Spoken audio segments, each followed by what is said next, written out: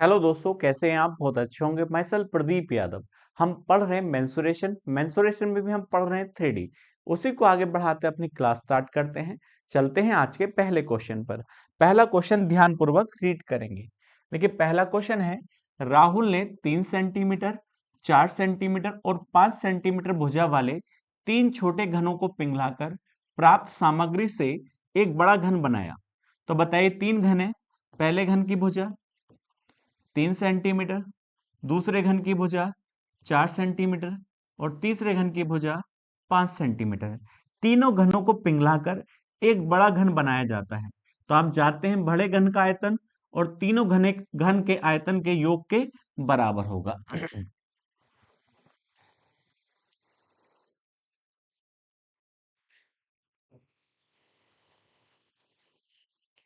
Hello दोस्तों, कैसे हैं आप? बहुत अच्छे होंगे। My self Pradeep Yadav. हम पढ़ रहे हैं मेंसुरेशन। मेंसुरेशन में भी हम पढ़ रहे हैं 3D। उसी को आगे बढ़ाते अपनी क्लास स्टार्ट करते हैं। चलते हैं आज के पहले क्वेश्चन पर। पहला क्वेश्चन ध्यानपूर्वक रीड करेंगे। देखिए, आज का पहला क्वेश्चन है, राहुल ने 3 सेंटीमीटर, 4 सेंटीमीटर और 5 सेंटीमीटर भुजा वाले तीन छोटे घनों को पिघलाकर प्राप्त सामग्री से एक बड़ा घन बनाया। तो बताइए, तीन घन है। पहले घन की भुजा 3 सेंटीमीटर, दूसरे घन की भुजा 4 सेंटीमीटर और तीसरे घन की भुजा 5 सेंटीमीटर। तीनों घनों को पिघलाकर एक बड़ा घन बनाया। तो बड़े घन का आयतन तीनों घन के आयतन के योग के बराबर होगा। तो बताइएगा, घन का आयतन क्या होता है? साइड क्यूब होता है। तो बताइएगा, पहले घन का आयतन कितना होगा? इसकी साइड का क्यूब होगा। तो हम कह सकते हैं पहले घन का आयतन होगा 27 सेंटीमीटर क्यूब होगा। इसी प्रकार से दूसरे घन का आयतन कितना होगा? 64 सेंटीमीटर क्यूब होगा। और इसी प्रकार से तीसरे घन का आयतन होगा 125 सेंटीमीटर क्यूब होगा। अब तीनों के आयतन का योग बराबर होगा बड़े घन के आयतन के। तो बताइएगा, बड़े घन के आयतन के बराबर होगा। तो बताइएगा, बड़े घन का आयतन क्या होगा? इसकी भी साइड का क्यूब होगा। तो इसकी साइड नहीं पता, लेकिन इसकी जो भी साइड होगा उसका क्यूब क्या होगा? इसके आयतन के बराबर होगा। अब एक बात बताइएगा, यदि मैं इन तीनों आयतनों को जोड़ता हूं तो कितना आता है? 216 सेंटीमीटर क्यूब बराबर साइड क्यूब। तो बताइएगा, बड़े घन की भुजा जो होगी वह कितनी हो जाती है? क्योंकि इधर क्यूब है, इधर जाकर क्यूब रूट होगा। तो यहाँ पर बड़े घन की जो भुजा आ जाती है 6 सेंटीमीटर आ जाती है। लेकिन आपसे बड़े घन की भुजा नहीं पूछा है, आपसे क्या पूछा है? आपसे पूछा बड़े घन का आयतन और छोटे घनों के कुल पृष्ठीय क्षेत्रफल का अनुपात ज्ञात कीजिएगा। तो बताइएगा, बड़े घन का आयतन जो होगा 216 सेंटीमीटर क्यूब है। अब छोटे घन के कुल पृष्ठीय क्षेत्रफल के अनुपात पूछा है। तो बताइएगा, घन का जो पृष्ठीय क्षेत्रफल होता है 6 इंटू साइड स्क्वायर होता है। लेकिन यहाँ घन कितने हैं? तीन घन है। तो हम कह सकते हैं, यदि इनका कुल पृष्ठीय क्षेत्रफल निकाला जाएगा तो पहले घन की भुजा कितनी है? तीन। तीन का स्क्वायर कितना हो जाता है? 9 हो जाता है। प्लस इसी प्रकार से दूसरे घन की भुजा 4 है। 4 का स्क्वायर कितना होगा? 16 हो जाता है। और इसी प्रकार से तीसरे घन की भुजा 5 है, तो इसका स्क्वायर कितना हो जाता है? 25 हो जाता है। तो यहाँ पर तो 216 ही आएगा। अब यहाँ देखिए, जोड़ेंगे 9 और 16 25 हो जाता है। 25 और 25 50, और 50 की गुणा किस में करते हैं हम? देखिएगा 6 में। तो कितना हो जाता है? 300 हो जाता है। और इन दोनों का अनुपात पूछा है, तो जैसे हम डिवाइड करेंगे, यहाँ देखिएगा 6 से कट जाता है। 6 तो 18 हो जाता है। 6 छंग 36 हो जाता है। और यहाँ पर कितना आ जाता है? 50 आ जाता है। और 2 से जैसे डिवाइड करेंगे तो यहाँ अनुपात हो जाता है 18:25 हो जाता है। और यही हमसे अनुपात पूछा गया था, और यही हमारा आंसर हो जाता है। 18:25 इसका सही आंसर हो जाता है। चलते हैं नेक्स्ट क्वेश्चन पर। नेक्स्ट क्वेश्चन है, एक शंकु का आयतन एक घनाभ के आयतन से 40 घन मीटर अधिक है। तो बताइए, एक शंकु है। अब इसका जो आयतन है एक घनाभ के आयतन से 40 मीटर अधिक है। अब ये देखिए, ये क्या है? घनाभ है। आगे कहा, शंकु की त्रिज्या और ऊंचाई दी है। तो बताइए, शंकु की जो त्रिज्या है वह 7 सेंटीमीटर है। इसी प्रकार से इसकी जो ऊंचाई है वह 12 मीटर है। तब एक बात बताओ, और ये घनाभ से कितना ज्यादा आयतन रखता है? 40 घन मीटर। अब पहले आप बताइए आयतन किसका निकाल सकते हैं? तो हम कह सकते हैं हम आयतन शंकु का निकाल सकते हैं, क्योंकि शंकु का आयतन कितना होता है? 1/3 पाई आर स्क्वायर एच होता है। यहाँ पर देखिएगा 1/3 पाई की वैल्यू 22/7।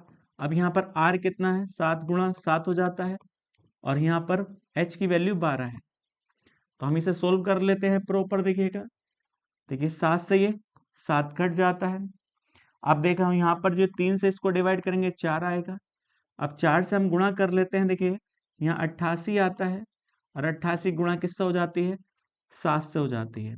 8 सत्ते 56 हो जाता है। 8 सत्ते 56, 56 में हम कितना जोड़ते हैं? देखिएगा 5 तो यहाँ 61 आ जाता है।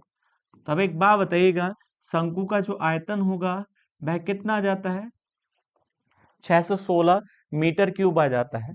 अब जब शंकु का आयतन आपको पता चल चुका है, तो हम किसका आयतन निकाल सकते हैं? घनाभ का, क्योंकि घनाभ का आयतन शंकु से कितना कम है? 40। तो बताइएगा 616 माइनस के 40, जैसे माइनस के 40 करेंगे तो ये आयतन किसका आ जाता है? घनाभ का आयतन आ जाता है। तो अब यहाँ देखिए 6 में से 0 जाएगा तो 6 ही आएगा। अब यहाँ पर कितना है? देखिए 11, 11 में से 4 जाता है तो 7 आ जाता है, यहाँ 5 आ जाता है। यह जो आयतन आता है वह किसका आ जाता है? घनाभ का। आप देखिएगा आगे जानकारी दी है सवाल में। आगे उसने कहा है, देखिएगा घनाभ की लंबाई शंकु की लंबाई के बराबर है। तो घनाभ की जो लंबाई है शंकु की लंबाई के बराबर है, और घनाभ की चौड़ाई और ऊंचाई। तो यहां पर देखिएगा घनाभ की जो लंबाई दी है, घनाभ की लंबाई शंकु की लंबाई के बराबर है। शंकु की लंबाई कितनी है? यहाँ पर देखिएगा 12 है। तो हम कह सकते हैं, तो घनाभ की लंबाई कितनी हो जाती है? 12 मीटर हो जाती है। आगे उसने कहा है, देखिएगा घनाभ की चौड़ाई और ऊंचाई क्रमशः आर और आर माइनस के 2 है। तो हमारे पास देखिएगा घनाभ की चौड़ाई भी पता है, आर है, और घनाभ की जो ऊंचाई है वह कितनी है? आर माइनस के 2 है। और आयतन हमें पता है घनाभ का, तो हम जानते हैं घनाभ का आयतन कितना होता है? लंबाई गुणा चौड़ाई गुणा ऊंचाई होता है। तो इसी प्रकार से हम यहाँ पर देखते हैं, देखिए 12 गुणा आर गुणा आर माइनस के 2, और बराबर कितना हो जाता है? 576 हो जाता है। हम इसे 12 से काट सकते हैं, क्योंकि 12 से कट जाता है। 12 तिया 36, 12 चौक 48 हो जाता है। अब 12 अट्ठे 96 हो जाता है। तो यहाँ पर वैल्यू आती है आर गुणा आर माइनस के 2 बराबर 48। तो अब एक बात बताइएगा, यहाँ पर वैल्यू है जो एक आर है, एक आर माइनस 2 है। इसका मतलब इन दोनों में कितने का अंतर है?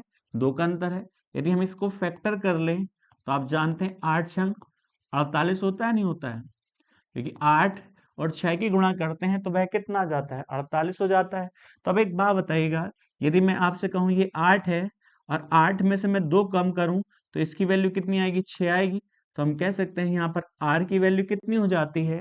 8 हो जाती है, और r माइनस 2 की वैल्यू कितनी हो जाती है? 6 हो जाती है। लेकिन आपसे क्या पूछा है? घनाभ की ऊंचाई, और घनाभ की जो ऊंचाई है r माइनस 2 है, तो हम कह सकते हैं इसकी वैल्यू कितनी आएगी? 6 मीटर आएगी। और ये हमसे पूछा गया था, ये हमारा आंसर हो जाता है। तो कितना आंसर होगा इसका? 6 मीटर इसका सही आंसर हो जाता है। चलते हैं नेक्स्ट क्वेश्चन पर। नेक्स्ट क्वेश्चन कहता है एक बेलन की त्रिज्या और ऊंचाई का योग 21 मीटर है। तो एक बेलन है, अब इस बेलन की त्रिज्या और ऊंचाई का योग दिया है। ये बेलन की त्रिज्या है आर है, और इसकी बेलन की जो ऊंचाई है एच है, और इन दोनों का योग दिया है। और योग कितना दिया है? 21 दे रखा है, 21 मीटर। आगे कहा, देखिएगा सिलेंडर का कुल पृष्ठीय क्षेत्रफल 1848 वर्ग मीटर है, तो आयतन ज्ञात कीजिए। तो हमारे पास कुल पृष्ठीय क्षेत्रफल दिया है, तो आप जानते हैं बेलन का टोटल सरफेस एरिया किसके बराबर होता है? 2 पाई आर एच प्लस आर के बराबर होता है। अब इसकी वैल्यू हमारे पास प्रॉपर दी है, तो बताइए कितना दिया है?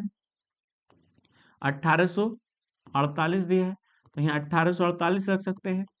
अब 2 पाई आर, और h प्लस आर का वैल्यू आपके पास है कितना है, 21 है। अब जैसे देखिएगा यहाँ पाई की वैल्यू भी रख लेते हैं, 1848 बराबर 2, और पाई की वैल्यू कितनी होती है, 22/7 इंटू आर, और यहाँ 21 हो जाता है। अब देखिए 11 से हम डिवाइड कर लेते हैं, 11 दूनी 22 होता है। अब जैसे 11 से डिवाइड करेंगे 11 का ना 11 हो जाता है, बचा कितना है यहाँ पर देखिएगा 7 11 छंग 66 हो जाता है, फिर बचता है 8 11 अट्ठे 88 हो जाता है। फिर 2 से डिवाइड कर लेते हैं, यहाँ पर कितना आता है देखिएगा 8 और यहाँ 4 हो जाता है, और 21 चौक 84 हो जाता है। और जैसे इसे 2 से डिवाइड करते हैं 2 आ जाता है, तो हम कह सकते हैं यहाँ आर की वैल्यू कितनी हो जाती है, 14 मीटर हो जाती है। जब आर की वैल्यू 14 मीटर हो जाती है और आर और एच का सम जो है वह कितना है, 21 है, तो बताइएगा यहाँ पर ये किसकी वैल्यू कितनी है, 14 है, तो इसकी वैल्यू कितनी होनी चाहिए, 7 होनी चाहिए। लेकिन ना आपसे आर का मान पूछा है ना ही एच का मान पूछा है, आपसे क्या पूछा है, सिलेंडर का आयतन ज्ञात कीजिए। तो आप जानते हैं जो बेलन होता है उसका आयतन पाई आर स्क्वायर एच होता है, ये क्या है, इसका वॉल्यूम है। तो पाई की वैल्यू होती है 22/7। अब यहाँ पर आर कितना है, 14, तो 14 गुणा 14 और गुणा एच कितना है यहाँ पर 7 है, 7 से ये 7 कट जाता है। अब यहाँ पर देखिए हम गुणा कर लेते हैं प्रॉपर, 14 दूनी 28 हो जाता है। अब 14 दूनी 28, 28 में 2 जोड़ते हैं तो 30 हो जाता है, तो 308 गुणा 14। अब 14 अट्ठे 112 होता है, कितना कैरी है, 11 कैरी है, तो यहाँ पर एक और आ जाता है, एक कैरी बचा, 14 तिया 42, 42 और 1 43 हो जाता है। तो हम कह सकते हैं जो सिलेंडर का जो आयतन है वह कितना है, 4312 मीटर क्यूब हो जाता है, और ये इसका सही आंसर हो जाता है, पहला ऑप्शन इसका सही होगा। चलते हैं नेक्स्ट क्वेश्चन पर। नेक्स्ट क्वेश्चन कहता है एक घन का पृष्ठीय क्षेत्रफल 25 सेंटीमीटर बढ़ जाता है यदि p इसकी लंबाई में प्रतिशत वृद्धि है, तो निम्नलिखित में से कौन सा सही है। तो बताइएगा एक घन है, पहले तो आप ध्यान दीजिएगा घन में सारी भुजाएं बराबर होती हैं। अब इसका पृष्ठीय क्षेत्रफल कितना बढ़ जाता है, 25% बढ़ जाता है, तो पहले इसकी भुजा होगी, तो आप इसकी कोई भी भुजा मान लीजिएगा। तो हमने जो इसकी साइड मानी है, मान लो कितनी मानी है, 10 सेंटीमीटर मानी है, तो 10 सेंटीमीटर के हिसाब से इसका जो सरफेस एरिया होगा ऐसे होगा, वह कितना होगा। अब घन का जो सरफेस एरिया होता है 6 इंटू साइड स्क्वायर होता है, तो बताइएगा साइड हमने कितनी मानी है, यहाँ पर 10 मानी है, तो 10 का स्क्वायर कितना हो जाता है 100, और 100 की गुणा किससे करते हैं हम, 6 से। तो हमारे अनुसार इसका जो सरफेस एरिया है वह कितना होना चाहिए, 600 सेंटीमीटर स्क्वायर होना चाहिए। लेकिन उसने कहा इसका सरफेस एरिया 25% बढ़ जाता है, तो अब एक बात बताइएगा, यदि मैं 600 का 25% बढ़ाऊं तो 150 बढ़ेगा, और 150 जैसे बढ़ेगा तो यहाँ पर कितना आएगा 750 सरफेस एरिया हो जाता है 25% बढ़ने के बाद। लेकिन आप जानते हैं इसका सरफेस एरिया अब भी कितना होगा, 6 इंटू साइड स्क्वायर होगा। अब इसकी साइड कुछ और आ सकती है, अब पहले इसको 6 को नीचे ले जाइए, तो यहाँ पर क्या आएगा, साइड स्क्वायर बराबर 750/6, और जैसे इसको हम डिवाइड करेंगे तो यहाँ पर कितना आएगा, 6 का ना 6 हो जाता है, 6 दूनी 12 हो जाता है, 6 पंजे 30 हो जाता है, तो यहाँ पर क्या आएगा, साइड स्क्वायर बराबर 125। अब इधर स्क्वायर है, इधर जाकर स्क्वायर रूट होगा, तो हम लिख सकते हैं जो घन इस समय है उसकी जो साइड होगी वह कितनी होगी, 5√5 होगी। अब एक बात बताइएगा, हम 5 रूट की वैल्यू निकाल लेते हैं, तो देखिए 2 से हम जैसे ही इसको डिवाइड करते हैं, 2 दूनी 4 हो जाता है, यहाँ पर कितना आएगा, 2 आएगा, बचा कितना है 1, पॉइंट लगाएंगे 0 उतार लेते हैं, यहाँ पर कितना 4 आ जाता है। अब 2 बार जाएगा, तो जैसे ही आप देखिएगा तो यहाँ पर कितना हो जाता है, 84 हो जाता है। तो यहाँ 2 वैल्यू आएगी। यहाँ बचता है कितना है, देखिए 6, यहाँ 1 बच जाता है। फिर पेयर तार लेते हैं, यहाँ पर वैल्यू हो जाती है 4 और यहाँ 4 हो जाती है। तो यदि हम 5 रखेंगे तो यहाँ पर ज्यादा हो जाएगा, तो 3 बार जाएगा। तो हम कह सकते हैं इसकी वैल्यू जो समथिंग हो जाती है साइड की, तो यहाँ साइड जो आती है वह कितनी आ जाती है, 5 गुणा 2.23। अब 5 से गुणा करिएगा, 5 3 15 हो जाता है, 5 दूनी 10 और 1 11 हो जाता है, 5 दूनी 10 और 1 11 हो जाता है। इसका मतलब पहले जो भुजा थी घन की वह कितनी थी, 10 थी। और यदि इसका सरफेस एरिया कितना बढ़ाया जाता है, 25% बढ़ाया जाता है, जो हमें घन प्राप्त होता है, जो इसका सरफेस एरिया बढ़ने के बाद, तो हम कह सकते हैं उसकी जो भुजा होगी, वह कितनी, 11.15। अब इस घन की जो भुजा होगी 11.15 सेंटीमीटर होगी। तो आपसे क्या पूछा है, ये बात ध्यान दीजिएगा। तो आपसे पूछा है जो उसकी लंबाई है उसमें कितने की वृद्धि हुई, प्रतिशत वृद्धि आपसे पूछी है। तो बताइएगा, जो हमने घन माना था जिसकी भुजा कितनी मानी थी, 10 सेंटीमीटर मानी थी, तो उसका जो सरफेस एरिया है 600। अब 600 को 25% बढ़ाया गया तो सरफेस एरिया कितना हो जाता है, 750। अब यदि सरफेस एरिया 750 है तो वह किस घन का है, तो उसकी भुजा कितनी हो जाती है, 11.15 हो जाती है। तो बताइए भुजा में कितने प्रतिशत की वृद्धि हुई। तो आप जानते हैं पहला वाली भुजा कितनी थी, 10 थी, और घन की कितनी भुजा बढ़ी है वह हमें निकालना है। तो हम कह सकते हैं बढ़ने के बाद 11.15 सेंटीमीटर हो जाती है, और यह पी का मान है। तो हम कह सकते हैं, देखिएगा पी की वैल्यू कितनी है, 1.15 बटे 10 और गुणा 100, यही हो जाता है। 0 से 0 कट जाता है। तो जो पी की जो वैल्यू है, प्रतिशत वृद्धि जो है वह कितनी होनी चाहिए, 11.5 होनी चाहिए। तो अब बताइए 11.5 किस में आएगा। तो हम कह सकते हैं यहाँ पर देखिए 12 से बड़ा और 14 से छोटा। तो ये इसका सी ऑप्शन इसका करेक्ट हो जाता है। 12 से बड़ी वैल्यू होगी और 14 से छोटी वैल्यू होगी। सिंपल सा क्वेश्चन बन जाता है। आप यहाँ पर कोई भी वैल्यू मान सकते हैं। जो आपकी जो प्रतिशत वृद्धि आएगी वह 11.5 या इसके थोड़े आसपास होगी। तो आपका ऑप्शन फिर भी कौन सा सही होगा, सी ऑप्शन इसका सही हो जाता है। चलते हैं नेक्स्ट क्वेश्चन पर। नेक्स्ट क्वेश्चन है, एक घनाकार बक्से का कुल सतह क्षेत्रफल 240 सेंटीमीटर स्क्वायर है और इसके विकर्ण की लंबाई 11 सेंटीमीटर है। तो अब एक बात बताइएगा, तो यहाँ घनाभ का रही है। तो अब आप जानते हैं एक घनाभ का जो विकर्ण होता है वह किसके बराबर होता है, आपको पता होगा। तो आप जानते हैं, देखिए L square plus B square plus H square का स्क्वायर रूट क्या होता है, विकर्ण होता है घनाभ का। तो अब एक बात बताइएगा, आपको विकर्ण की लंबाई यहाँ पर दे रखी है। तो विकर्ण की लंबाई कितनी है, 11 है। तो यहाँ 11 रखते हैं और यहाँ आ जाता है L square plus B square plus H square का स्क्वायर रूट। अब इधर देखिए स्क्वायर रूट है, इधर ले जाएंगे तो स्क्वायर हो जाता है। तो यहाँ पर क्या आएगा, L square plus B square plus H square बराबर कितना हो जाता है, जैसे 11 का स्क्वायर करेंगे तो यहाँ कितना हो जाता है, 121 सेंटीमीटर हो जाता है। यह वैल्यू आ जाती है L square plus B square plus H square की आ जाती है। आपको क्या दे रखा है, सरफेस एरिया दे रखा है, किसका, घनाभ का। तो बताइएगा घनाभ का जो टोटल सरफेस एरिया है वह बराबर होता है 2LB plus BH plus HL। अब इसकी वैल्यू आपको दे रखी है, कितनी वैल्यू दे रखी है इसकी आपको यहाँ पर, 240। और आपसे किसका मान पूछा है, लंबाई चौड़ाई और गहराई का योग बताइएगा।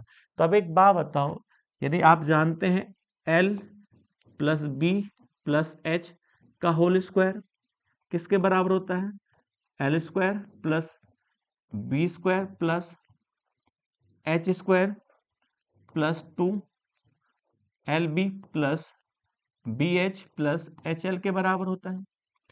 अब आपको यहाँ पर देखिए प्रॉपर वैल्यू पता है यहाँ, तो आप जानते हैं इसकी वैल्यू कितनी है प्रॉपर, 121 है, और इसकी जो प्रॉपर वैल्यू दे रखी है वह कितनी है, 240 है। और जैसे मैं दोनों को जोड़ता हूं तो कितने के बराबर आता है, 361 के बराबर आता है। और यह किसकी वैल्यू है, L square sorry L plus B plus H का होल स्क्वायर के बराबर है। अब इधर होल स्क्वायर है, उधर जाकर स्क्वायर रूट हो जाएगा, तो L plus B plus H बराबर, और यह किसका स्क्वायर होता है, 19 का स्क्वायर होता है। तो तीनों लेंथ का सम जो हो जाता है वह कितने के बराबर हो जाता है, 19 के बराबर हो जाता है। और यही हमसे पूछा है लंबाई चौड़ाई और गहराई का योग बताइए, तो कितना आंसर होगा इसका, 19 सेंटीमीटर इसका सही आंसर हो जाता है। चलते हैं नेक्स्ट क्वेश्चन पर। नेक्स्ट क्वेश्चन कहता है एक ठोस लंबवृत्तीय बेलन के कुल पृष्ठीय क्षेत्रफल का दुगना। तो बताइए एक बेलन है, अब इस बेलन के टोटल सरफेस एरिया का दुगना। तो बताइए टोटल सरफेस एरिया का दुगना, और इसके सरफेस एरिया के 3 गुने के बराबर है। तो बताइए बेलन के सरफेस एरिया के 3 गुने के बराबर है, ये आपको दिया है। तो आप जानते हैं, देखिएगा बेलन का जो टोटल सरफेस एरिया होता है कितना होता है, 2 पाई r h प्लस आर के बराबर होता है। और इसका क्या करना है, दुगना करना है, बराबर 3। अब इसका सरफेस एरिया कितना होता है, 2 पाई r h होता है। अब देखिए 2 पाई r से 2 पाई r कट जाता है, तो यहां पर बचता है 2h प्लस आर बराबर 3h। तो आप जानते हैं, देखिए यहां पर कितना हो जाता है, 2h प्लस 2r बराबर 3h हो जाता है। अब इधर लाएंगे, देखिए यहाँ पर 2r बराबर कितना हो जाता है, h हो जाता है। इसका मतलब h की वैल्यू कितने के बराबर हो जाती है, 2r के बराबर हो जाती है। तो हमसे पूछा है निम्नलिखित में से कौन सा सही होगा, तो बताइएगा इसके अनुसार कौन सा स्टेटमेंट सही होगा, क्योंकि h की वैल्यू कितने के बराबर हो जाती है, 2r के बराबर हो जाती है। ये इसका सही आंसर हो जाता है। चलते हैं नेक्स्ट क्वेश्चन पर। नेक्स्ट क्वेश्चन है एक ठोस बेलन जिसकी ऊंचाई 2.4 सेंटीमीटर और व्यास 1.4 सेंटीमीटर है से समान ऊंचाई और समान व्यास की एक शंकुकार गुहा को खोखला कर दिया जाता है, तो शेष ठोस का कुल पृष्ठीय क्षेत्रफल है। तो अब एक बात बताइएगा, हमारे पास एक बेलन है, अब इस बेलन की ऊंचाई पता है और इस बेलन का व्यास पता है। तो बेलन की जो ऊंचाई है वह 2.4 सेंटीमीटर है और बेलन का व्यास 1.4 सेंटीमीटर है। तो व्यास से हम क्या निकाल लेते हैं, रेडियस निकाल लेते हैं। रेडियस कितनी हो जाती है, 0.7 सेंटीमीटर हो जाती है। अब इसमें से समान ऊंचाई और समान त्रिज्या का एक शंकु काट लिया जाता है। तो क्या काट लिया जाता है, इसमें से एक शंकु काट लिया जाता है या शंकु निकाल लिया जाता है। तो आप बताइएगा एक बेलन है और उस बेलन में से समान त्रिज्या और समान ऊंचाई का क्या निकालेंगे, शंकु निकालेंगे। और शंकु निकाल कर आप इधर रख लेंगे, और जब आप इसको देखेंगे तो आपको क्या दिखाई देगा, एक तो शंकु दिखाई देगा और बाहर से बेलन दिखाई देगा और ये आपका एरिया दिखाई देगा। तो इसमें 3 एरिया दिखाई देंगे। एक तो किसका एरिया दिखाई देगा, जब आप इसे देखेंगे बाहर से, तो ये बाहर वाला एरिया किसका है, बेलन का। तो ये बेलन का एरिया कौन सा है, ये सरफेस एरिया है।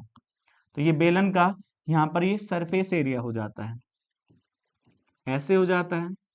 इसी प्रकार से एक एरिया और दिखाई देगा, जो ये देखिएगा जैसे ही आप इसमें शंकु निकालेंगे तो ये अंदर से भी इतना खोखला दिखाई देगा, ये वाला एरिया। तो ये एरिया किसका है, ये शंकु का सरफेस एरिया है, क्योंकि ये निकाल भले लिया गया है मगर इसका जो सरफेस एरिया आपको जब इसको देखेंगे उल्टा करके सरफेस एरिया दिखाई देगा। और एक एरिया और दिखाई देगा आपको, ये ऊपर वाला एरिया, ये क्या है, वृत्त है, तो इसका वृत्त का एरिया भी दिखाई देगा। तो आपको यहाँ 3 एरिया दिखाई देंगे और उनसे मिलेगा टोटल सरफेस एरिया बन जाता है। तो आपसे यही पूछा है जो शेष ठोस का कुल पृष्ठीय क्षेत्रफल क्या होगा। तो यहाँ पर 3 एरिया टोटल सरफेस एरिया बनाते हैं। तो बताइए टोटल सरफेस एरिया जो होगा बचे भाग का, वह किसका होगा, बेलन का, सिलेंडर का, बेलन का सरफेस एरिया प्लस शंकु का सरफेस एरिया, शंकु का सरफेस एरिया, और प्लस वृत्त का क्षेत्रफल, इनको मिलाकर बनेगा टोटल सरफेस एरिया। और कौन से भाग का? जो बचा है। बस इसको हम सोल्व कर लेते हैं। देखिएगा, बेलन का सरफेस एरिया कितना होता है? 2πr/h होगा। शंकु का सरफेस एरिया कितना हो जाता है? πr/l हो जाता है। इसी प्रकार से वृत्त का क्षेत्रफल कितना होगा? πr² हो जाता है। अब हमें क्या निकालनी है? एल निकालनी है, स्लांट हाइट निकालनी है। तो यहाँ स्लांट हाइट कैसे निकलेगी आप जानते हैं। ये क्या है? बेलन की ऊंचाई है। तो बेलन की ऊंचाई आपको दे रखी है, यहाँ पर कितनी है? 2.4 सेंटीमीटर। और यहाँ पर देखिएगा बेलन की त्रिज्या कितनी है? 0.7 सेंटीमीटर। तो यहाँ पर क्या बन जाता है? ये राइट एंगल ट्रायंगल बन जाता है, क्योंकि यहाँ पर ये वैल्यू कितनी है? 2.4 सेंटीमीटर। इसी प्रकार से ये कितनी है? 0.7 सेंटीमीटर। तो बताओ यहाँ पर स्लांट हाइट कितनी हो जाती है? तो ये पाइथागोरस प्रमेय से निकाल लेते हैं। तो यहाँ पर जो आएगी 2.5 सेंटीमीटर। तो अब एक बात बताइए, स्लांट हाइट की वैल्यू आ जाती है 2.5 हो जाती है। बस अब हम प्रॉपर सोल्व कर लेते हैं। देखिए पाई आर कॉमन हो जाता है यहाँ पर, पाई आर। तो यहाँ क्या होगा? 2h plus L plus are बच जाता है यहाँ पर। तो अब कह सकते हैं, देखिए पाई की वैल्यू कितनी होगी? 22/7, और गुणा आर कितनी थी? 0.7। अब h की वैल्यू कितनी है? देखिएगा 2.4, दोगुना करेंगे तो यहाँ कितना आएगा? 4.8 हो जाएगा। प्लस एल की वैल्यू जो है यहाँ पर दे रखी है 2.5 है, 2.5, और प्लस आर का मान कितना है? 0.7 है। बस इसको हम प्रॉपर सोल्व कर लेते हैं। यहाँ देखिएगा, जैसे हम सोल्व करते हैं तो इधर जब जोड़ेंगे तो यहाँ पर वैल्यू कितनी आएगी इसकी? 8 हो जाती है। कितना आ जाता है मान? यहाँ पर 8 हो जाता है। तो हम कह सकते हैं यहाँ पर कितना आएगा वैल्यू? 22/7 गुणा 0.7 और गुणा 8 हो जाता है। अब पॉइंट हटाएंगे, नीचे क्या आ जाता है? 0। अब 7 से ये 7 कट जाता है। जैसे ही गुणा करेंगे तो कितना है? 176/10। और यहाँ पर क्या आएगा? ये सेंटीमीटर स्क्वायर हो जाता है। 10 से जैसे ही भाग करेंगे तो 17.6 सेंटीमीटर स्क्वायर। और यह किसका एरिया है? जो शेष ठोस का कुल पृष्ठीय क्षेत्रफल आपका आ जाता है। तो 17.6 सेंटीमीटर स्क्वायर, ये इसका सही आंसर हो जाता है। बी ऑप्शन इसका करेक्ट होगा। चलते हैं नेक्स्ट क्वेश्चन पर। नेक्स्ट क्वेश्चन है, किसी शंकु के आधार का क्षेत्रफल 186.34 सेंटीमीटर स्क्वायर है। तो बताइए, एक शंकु है और शंकु के आधार का क्षेत्रफल दिया है, कितना दिया है? 186.34 सेंटीमीटर स्क्वायर दिया है। और आप जानते हैं शंकु का जो आधार होता है वह सर्किल होता है। तो सर्किल का जो एरिया होता है πr² होता है, बराबर 186.34। अब पाई की वैल्यू कितनी होती है? 22/7, r² बराबर 186.34। अब देखिए 11 से काट लेते हैं, 11 दूनी 22 होगा। और जैसे 11 से डिवाइड करेंगे, 11 का ना 11 होगा, तो बचा कितना है? देखिए यहाँ पर 7 76 हो जाता है, 11 6 66, 10 बचा है। अब 11 9 99 और 11 चौक 44 हो जाता है। 2 से डिवाइड करेंगे तो यहाँ पर कितना आएगा? 2 8 16 हो जाता है, 2 दूनी 4 हो जाता है, 2 7 14 हो जाता है। तो बताइएगा, इधर यहाँ पर देखिए 7 डिवाइड करता है, उधर जाकर मल्टीप्लाई करेगा तो r² बराबर आएगा 8.47 गुणा 7। अब पॉइंट हटाएंगे, नीचे क्या आ जाता है? 100 आ जाता है। तो r² इधर स्क्वायर है, उधर जाकर स्क्वायर रूट होगा। तो हम कह सकते हैं यहाँ पर ये बन जाता है, स्क्वायर रूट बन जाता है 847 गुणा 7/100 हो जाता है। अब 847 को आप इस प्रकार से लिख सकते हैं, 121 गुणा 7 गुणा 7 और बटे 100। अब देखिए 121 किसका स्क्वायर रूट होता है? 11 का स्क्वायर रूट होता है। अब इन दोनों में से 7 में से एक 7 बाहर आ जाता है और नीचे से 10 आ जाता है। तो हम कह सकते हैं जो शंकु की जो त्रिज्या होगी 7.7 सेंटीमीटर हो जाती है। अब आगे उसने कहा शंकु की ऊंचाई उसकी त्रिज्या का 9/7वां हिस्सा है। तो बताइए शंकु की जो ऊंचाई है उसकी त्रिज्या का, तो त्रिज्या कितनी है? 7.7 का 9/7वां हिस्सा है। तो अब जैसे ही हम देखिए 7 से इसको डिवाइड करेंगे तो कितना आएगा, 1.1 आएगा। तो हम कह सकते हैं जो शंकु की जो ऊंचाई है 9.9 सेंटीमीटर है।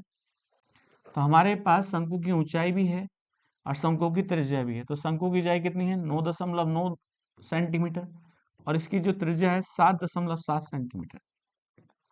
लेकिन हमसे क्या पूछा है, शंकु का आयतन पूछा है। तो आप जानते हैं जो शंकु का जो आयतन होता है 1/3 पाई आर स्क्वायर एच होता है।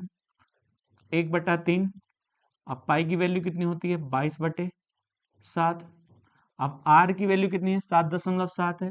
तो 7.7 गुणा 7.7 गुणा 9.9 और बटे, देखिए अब पॉइंट हटाएंगे तो नीचे कितना आ जाता है, 1000 आ जाता है। अब इसको हम प्रॉपर सोल्व कर लेते हैं। देखिएगा 7 से इसको डिवाइड करेंगे कितनी बार जाएगा, देखिएगा 11 बार। इससे इसको हम डिवाइड कर लेते हैं, कितनी बार जाएगा, 33 बार जाएगा। देखिएगा इसकी वैल्यू इससे गुणा करिएगा, 11 सत्ते 77 होता है। अब 11 सत्ते 77, 77 में हम कितना जोड़ें, 7, तो कितना हो जाता है, 84 हो जाता है। गुणा 33 गुणा 22 और बटे 1000 हो जाता है। देखिएगा अब जानते हैं, देखिएगा यहाँ पर इकाई का अंक सबका अलग अलग है, या प्रॉपर आप गुणा भाग कर लीजिएगा। तो हम जानते हैं 7 दूनी 14 होगा, 14 में इकाई का अंक कितना होगा, 4 होगा। अब बताइएगा 4 और 4 तिया 12 हो जाता है। तो हम कह सकते हैं इकाई का अंक क्या आएगा, यहाँ पर देखिएगा लास्ट में 2 होना चाहिए। अब लास्ट में 2 इकाई का अंक केवल किस पर है, लास्ट में पहले ऑप्शन के अनुसार। इसका मतलब इसकी जो मल्टीप्लाई होनी चाहिए तो वह कितनी होनी चाहिए, 614.922। आप इस प्रकार से भी सवाल को कर सकते हैं। पूरी मल्टीप्लाई करने से अच्छा है आप इसमें देखिएगा इकाई का अंक सबका अलग है, तो इकाई का अंक से आप यूनिट प्लेस से कर सकते हैं सवाल। ये इसका सही आंसर हो जाता है, पहला ऑप्शन इसका सही होगा। चलते हैं नेक्स्ट क्वेश्चन पर। नेक्स्ट क्वेश्चन कहता है, मानो कि दो धातु के घन P और Q क्रमशः X और Y आयतन है। तो बताइएगा दो घन है, पहला घन P है और दूसरा घन Q है। ये घन P है तो हम इसको P कह देते हैं। अब एक बात बताइए, दूसरा घन जो है उसका नाम Q है, तो इस घन को हम क्या कह देते हैं, Q कह देते हैं। अब उसने कहा इसका जो वॉल्यूम है वो कितना है, X है, और इसका जो वॉल्यूम है वो कितना है, Y है। ये सवाल में दिए हैं। आगे कहता है इसका जो द्रव्यमान है, इसका जो द्रव्यमान है, जो इसका देखिएगा मास है वो कितना दे रखा है, देखिएगा m दिया है, और इसका जो द्रव्यमान दे रखा है n दिया है। मास जो दे रखा है वो कितना दे रखा है, n दे रखा है। तो अब एक बात बताइएगा, हमें आयतन दिया है, तो जो ये जो घन P है इसकी हम भुजा मान ले A, कोई दिक्कत नहीं है।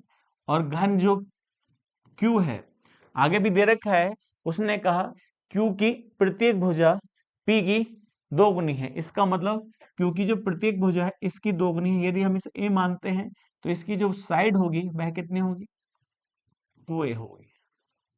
आगे उसने कहा Q का द्रव्यमान P का दुगना है, इसका जो भी द्रव्यमान है उसका ये दुगना है। तो यदि हम अपने अनुसार माने, इसका जो द्रव्यमान मान ले, तो इसका मान हमने द्रव्यमान B, तो इसके अनुसार द्रव्यमान क्या होना चाहिए, 2B होना चाहिए। इसको हम कह देते हैं मास m1 कह दीजिएगा, और इसको हम कह सकते हैं m2 कह सकते हैं। तो अब एक बात बताइएगा, हमने जैसी भुजा मानी है दोनों घन की, तो इसका आयतन इसके अनुसार क्या होगा, क्योंकि आप जानते हैं घन का आयतन साइड क्यूब होता है, तो इसका वॉल्यूम इसके अनुसार हम कह सकते हैं B1 की वैल्यू कितनी होगी, A3 होगी। और इसके अनुसार देखिए B2 की वैल्यू जो हो जाती है, क्योंकि मैंने इसका वॉल्यूम B2 माना है, तो इसका साइड क्यूब होगा, तो यहाँ पर क्या आएगा, 8A³ आ जाता है। अभी देखिएगा इनका मान आपको दे रखा है, x और y दे रखा है। तो अब एक बात बताइएगा, यहाँ पर आपसे मान पूछा है, देखिएगा u बराबर दे रखा है m/s, तो बताइए m को यहाँ पर दर्शाया गया है किससे, द्रव्यमान से, सॉरी मास से, और s जो दर्शाया गया है किससे, वॉल्यूम से। तो अब एक बात बताओ, हमारे पास यहाँ पर u की वैल्यू दे रखी है कितनी, देखिएगा मास कितना है इसका, b है, पहले वाले का b है, तो बताइए इसका वॉल्यूम कितना होगा, तो इसका वॉल्यूम होगा देखिएगा a क्यूब होगा। इसी प्रकार से हम कह सकते हैं, देखिए b जो है, तो b का यहां पर हो जाता है, n का मान कितना है, देखिएगा इसका n का मान यहां पर 2b है, क्योंकि n से दर्शाया गया है। अब एक बात बताइएगा, और बाई का मान कितना है, बाई को हम वॉल्यूम से दर्शाएं तो यहाँ 8 ए क्यूब हो जाता है, क्योंकि सावधानी पूर्वक करें तो भारी नहीं है, सिंपल सा हो जाता है। अब इनकी वैल्यू का आपसे क्या पूछा है, रिलेशन पूछा है। तो अब एक बात बताओ, जैसी हम यहाँ पर वैल्यू दे रखी है यहाँ पर, तो एक हम कह सकते हैं u अपॉन b है, यहाँ पर देखिएगा तो b अपॉन हम इसको डिवाइड करा है, तो इसी प्रकार से ऊपर वैल्यू पहुंच जाती है, तो यहाँ पर वैल्यू आएगी 8 ए क्यूब, अपॉन यहाँ आ जाता है 2b आ जाता है, ए से ए क्यूब से ए क्यूब काट लेंगे, बी से बी कट जाता है, यहाँ क्या आता है u अपॉन बी बराबर 8/2, और 2 से इसको डिवाइड करेंगे तो कितना आएगा 4/1। और जैसे ही इसको देखिए क्रॉस मल्टीप्लाई करते हैं यहाँ पर, तो यहाँ क्या आएगा u बराबर 4b, ये आ जाता है। यही हमसे पूछा था, निम्नलिखित में से कौन सा कथन सही होगा इसके अनुसार बताइएगा। तो हम कह सकते हैं u बराबर 4b, पहला ऑप्शन इसका सही हो जाता है। ध्यान पूर्वक किया जाए ना, इसमें नंबरों में देखिए नेम में फंसाया है, जहां पर m अपॉन s लिख दिया, s किसको दर्शाया देखिएगा, वॉल्यूम को दर्शाया है, और यहाँ n अपॉन बाई लिख दिया, n किसको दर्शाया है, द्रव्यमान को दर्शाया है, और बाई किसको दर्शाया है, वॉल्यूम को दर्शाया है। तो बस यहाँ पर कोई सिंपल सी एक गुणा भाग है, कर सकते हैं। चलते हैं नेक्स्ट क्वेश्चन पर। नेक्स्ट क्वेश्चन है, एक घन के आयतन में अनुमानित परिवर्तन क्या होगा जिसकी एक भुजा x मीटर है तथा उसमें 3% की वृद्धि होती है। तो बताइए घन है जिसकी भुजा कितनी है, x मीटर है। अब इसकी भुजा में 3% की वृद्धि कर दी जाती है, तो इसके आयतन में अनुमानित परिवर्तन कितना होगा। तो बताइए x मीटर में 3% की वृद्धि की जाएगी, तो इसके एक के अनुसार, मान लीजिए एक थी, तो एक के अनुसार कितनी हो जाती है, 1.03x मीटर भुजा हो जाती है। तो बताइएगा इस घन के अनुसार इसका आयतन कितना होगा, इसकी साइड का क्यूब के बराबर होगा। तो अब एक बात बताइएगा, तो हम कह सकते हैं एक्स का क्यूब इस घन का आयतन हो जाता है। अब इस घन का आयतन इसकी भुजा के क्यूब के बराबर होगा, तो यहाँ पर भुजा कितनी है देखिएगा, 1.03 एक्स मीटर का क्यूब हो जाती है। तो पहले हम इसका होल स्क्वायर कर लेते हैं, तो यहाँ पर देखिएगा होल स्क्वायर कितने के बराबर होगा, 3 का स्क्वायर कितना हो जाता है, यहाँ देखिएगा 0 हो जाता है, 10 का स्क्वायर 100 हो जाता है। अब 30 30 दूनी 60 हो जाता है, यहाँ 9 0 6 0 1 हो जाता है। फिर इसमें 103 की गुणा फिर कर देते हैं, 9 3 27 और 3 6 18, 3 यहाँ पर 0 आएगा, फिर यहाँ वैल्यू आ जाती है 9 0 6 0 1। तो जैसे यहाँ देखिएगा 7 यहाँ 2 यहाँ 7 यहाँ 2 9 0 1 हो जाता है। इसका मतलब इस घन का आयतन जो होगा 1.092727 x की पावर 3 हो जाता है। तो यहाँ पर आपसे पूछा क्या गया था, आपसे ये पूछा घन के आयतन में अनुमानित परिवर्तन क्या होगा। तो पहला घन के अनुसार आयतन कितना है, एक एक्स क्यूब है, और इसके अनुसार इसमें वृद्धि हुई है, तो वृद्धि कितनी हुई है, 0.092727 एक्स की पावर 3, और यही हमसे पूछा था। तो यहाँ पर आपको पूरा आंसर नहीं दिया है, 0.09 एक्स क्यूब दिया है, ये इसका सही आंसर हो जाता है। चलते हैं नेक्स्ट क्वेश्चन पर। नेक्स्ट क्वेश्चन कहता है, एक कमरे की लंबाई चौड़ाई और ऊंचाई का अनुपात 5:4:2 है।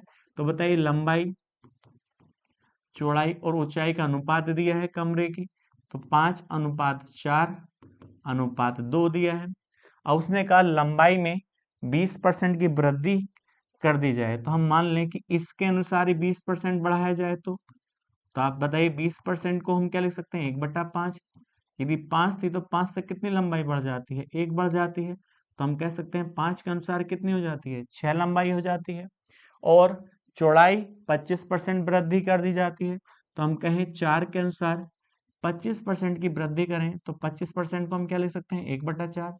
यदि पहले चौड़ाई 4 थी, 4 से 1 बढ़ेगी तो 25% की वृद्धि, और पहले भी कितनी है, 4 है, तो हम कह सकते हैं कितनी चौड़ाई हो जाती है, 5 हो जाती है। लेकिन जबकि ऊंचाई में 25% की कमी कर दी जाती है, तो बताइए 25% को हम क्या लिख सकते हैं, तो यहाँ लिख सकते हैं 1/4। यदि 4 थी तो कितनी कमी करेंगे, 1 की कमी करेंगे, लेकिन यहाँ पर 2 है, तो हम कह सकते हैं यदि 2 होगा यहाँ, तो यहाँ पर 2 करने के लिए ऊपर कितना आ जाएगा, 1/2। इसका मतलब 0.5 की क्या कर दी जाती है, कमी, तो यहाँ पर कितना आ जाता है, 1.5 हो जाता है।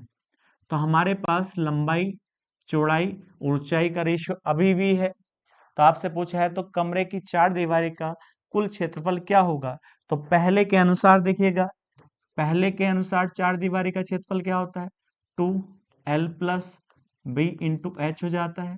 तो L और B कितना है यहाँ पर, 5 और 4, तो 5 4 9 और 9 दूनी 18, और 18 दूनी 36 हो जाता है। इसका मतलब पहले साइड के रेशियो के अनुसार 4 दीवारी का क्षेत्रफल कितना आ जाता है, 36 आ जाता है।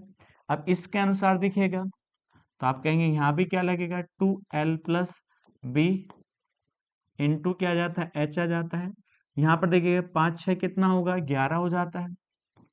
अब 11 और गुणा, यहाँ पर 1.5 को क्या लिख सकते हैं, 3/2 लिख सकते हैं। 2 से 2 को काट लेंगे तो यहाँ पर कितना आ जाता है, 33 आ जाता है। तो बताइए 4 दीवारी का क्षेत्रफल पहले कितना था, 36 था, और अब कितना हो जाता है, 33। तो कमी हुई है, नहीं हुई है, तो कमी कितने की हुई है, आप कहेंगे 3 की। कितने से, 36 से। तो हम कह सकते हैं 4 दीवारी का क्षेत्रफल में कितने प्रतिशत की कमी हुई है, या आप कह सकते हैं 1/12 की कमी हुई है। इसे परसेंटेज बनाएंगे तो 100 से गुणा कर लें, लेकिन आपको आंसर क्या दे रखा है, प्रारंभिक क्षेत्रफल के 1/12 की कमी हुई है, तो 1/12 की कमी हुई है, परसेंटेज में नहीं दिया आपको, रेशियो में, फ्रैक्शन में दिया है। तो हम कह सकते हैं पहला ऑप्शन इसका सही हो जाता है, यही इसका सही आंसर होगा। चलते हैं नेक्स्ट क्वेश्चन पर। नेक्स्ट क्वेश्चन है, एक ठोस बेलन जिसके आधार त्रिज्या 28 सेंटीमीटर और ऊंचाई 24 सेंटीमीटर, तो बताइएगा एक बेलन है, अब इस बेलन की ऊंचाई दी है और त्रिज्या दी है, और त्रिज्या कितनी है यहाँ पर देखिएगा 28 सेंटीमीटर है, और इसकी ऊंचाई जो दी है 24 सेंटीमीटर दी है। आगे कहा है देखिएगा, को इसकी ऊंचाई में समद्विभाजित कर दिया जाता है। इसका मतलब ऊंचाई में समद्विभाजित का मतलब है समान भागों में इस बेलन को काट लिया जाता है। इसका मतलब जो ऊंचाई पहले दी थी उस ऊंचाई को आधे आधे हिस्से में काट लिया जाता है। तो अब एक बात बताइएगा, एक बेलन इस प्रकार का बना होगा और एक बेलन इस प्रकार का बना होगा, तो बताइएगा इसकी रेडियस अब भी कितनी है, 28 सेंटीमीटर है, लेकिन ऊंचाई कितनी हो जाती है इसकी, 12 सेंटीमीटर हो जाती है, और ऊपर वाले की भी कितनी हो जाती है, 12 सेंटीमीटर हो जाती है। लेकिन इसकी त्रिज्या भी कितनी होगी देखिएगा, तो 28 सेंटीमीटर होगी। आगे देखिएगा सवाल में पूछा क्या गया है, कुल पृष्ठीय क्षेत्रफल में कितने प्रतिशत की वृद्धि होगी, तो बताइएगा इसके अनुसार, इस बेलन के अनुसार टोटल सरफेस एरिया निकाल लेते हैं। तो टोटल सरफेस एरिया कितना होता है, 2πr/h प्लस r होता है। तो इसके अनुसार इसकी h रखी जाएगी और इसके अनुसार इसकी h रखी जाएगी। यहाँ पर देखिएगा, तो हम कह सकते हैं यहाँ देखिए 2 पाई में निकालेंगे, यहाँ पर r का मान कितना है देखिएगा 28 है, और यहाँ पर जैसे इन दोनों को जोड़ते हैं तो यहाँ पर कितना आ जाता है देखिए 52 आ जाता है। अब 52 दूनी कितना होता है देखिएगा 104 हो जाता है। कितना हो जाता है 104, पाई गुणा 28 हो जाता है। तो हम 104 में किसकी गुणा कर लेते हैं देखिएगा 28 की, तो 8 चौक 32 हो जाता है, और 8 का ना 8 हो जाता है, और यहाँ पर कितना आएगा 200, 8 आएगा। यहाँ पर वैल्यू आ जाती है देखिएगा 2, और यहाँ 11 हो जाता है, और यहाँ 9, और यहाँ 2 हो जाता है। तो अब एक बात बताइएगा, यहाँ पर वैल्यू कितनी आती है टोटल सरफेस एरिया? 29/12 पाई। अब देखिए दो हिस्सों में भाग काटा गया है, तो हम कह सकते हैं देखिए कि यहाँ पर, तो इसका जो टोटल सरफेस एरिया होगा, टोटल सरफेस एरिया, तो हम कहेंगे 2। यहाँ पर कितना आएगा? 2 पाई आर एच, एच इसके अनुसार रखी जाएगी, और प्लस आर। तो बताइएगा यहाँ पर क्या आएगा? 2। अब पाई की वैल्यू रखनी नहीं है। अब आर का मान यहाँ भी 28 होगा, लेकिन एच यहाँ पर 12 है, तो 12 और 28 कितना हो जाता है? 40 हो जाता है। तो अब एक बात बताइए, यहाँ पर हम कह सकते हैं, गुणा नहीं करनी है अब दोनों का, देखिएगा हमें क्या निकालना है? परसेंटेज वृद्धि निकालनी है, तो ऐसे लिखा रहने दीजिएगा यहाँ पर 2 गुणा 2 पाई गुणा 28 गुणा 40। ये आप निकाल लेंगे, यहाँ पर देखिएगा 28 गुणा 40। अब दोनों का अनुपात निकालोगे, अनुपात निकालने से गुणा भाग आसान हो जाती है। तब एक बात बताओ, पहले गुणा नहीं करते तो और आसान हो जाता। देखिए पाई से पाई कट जाता है।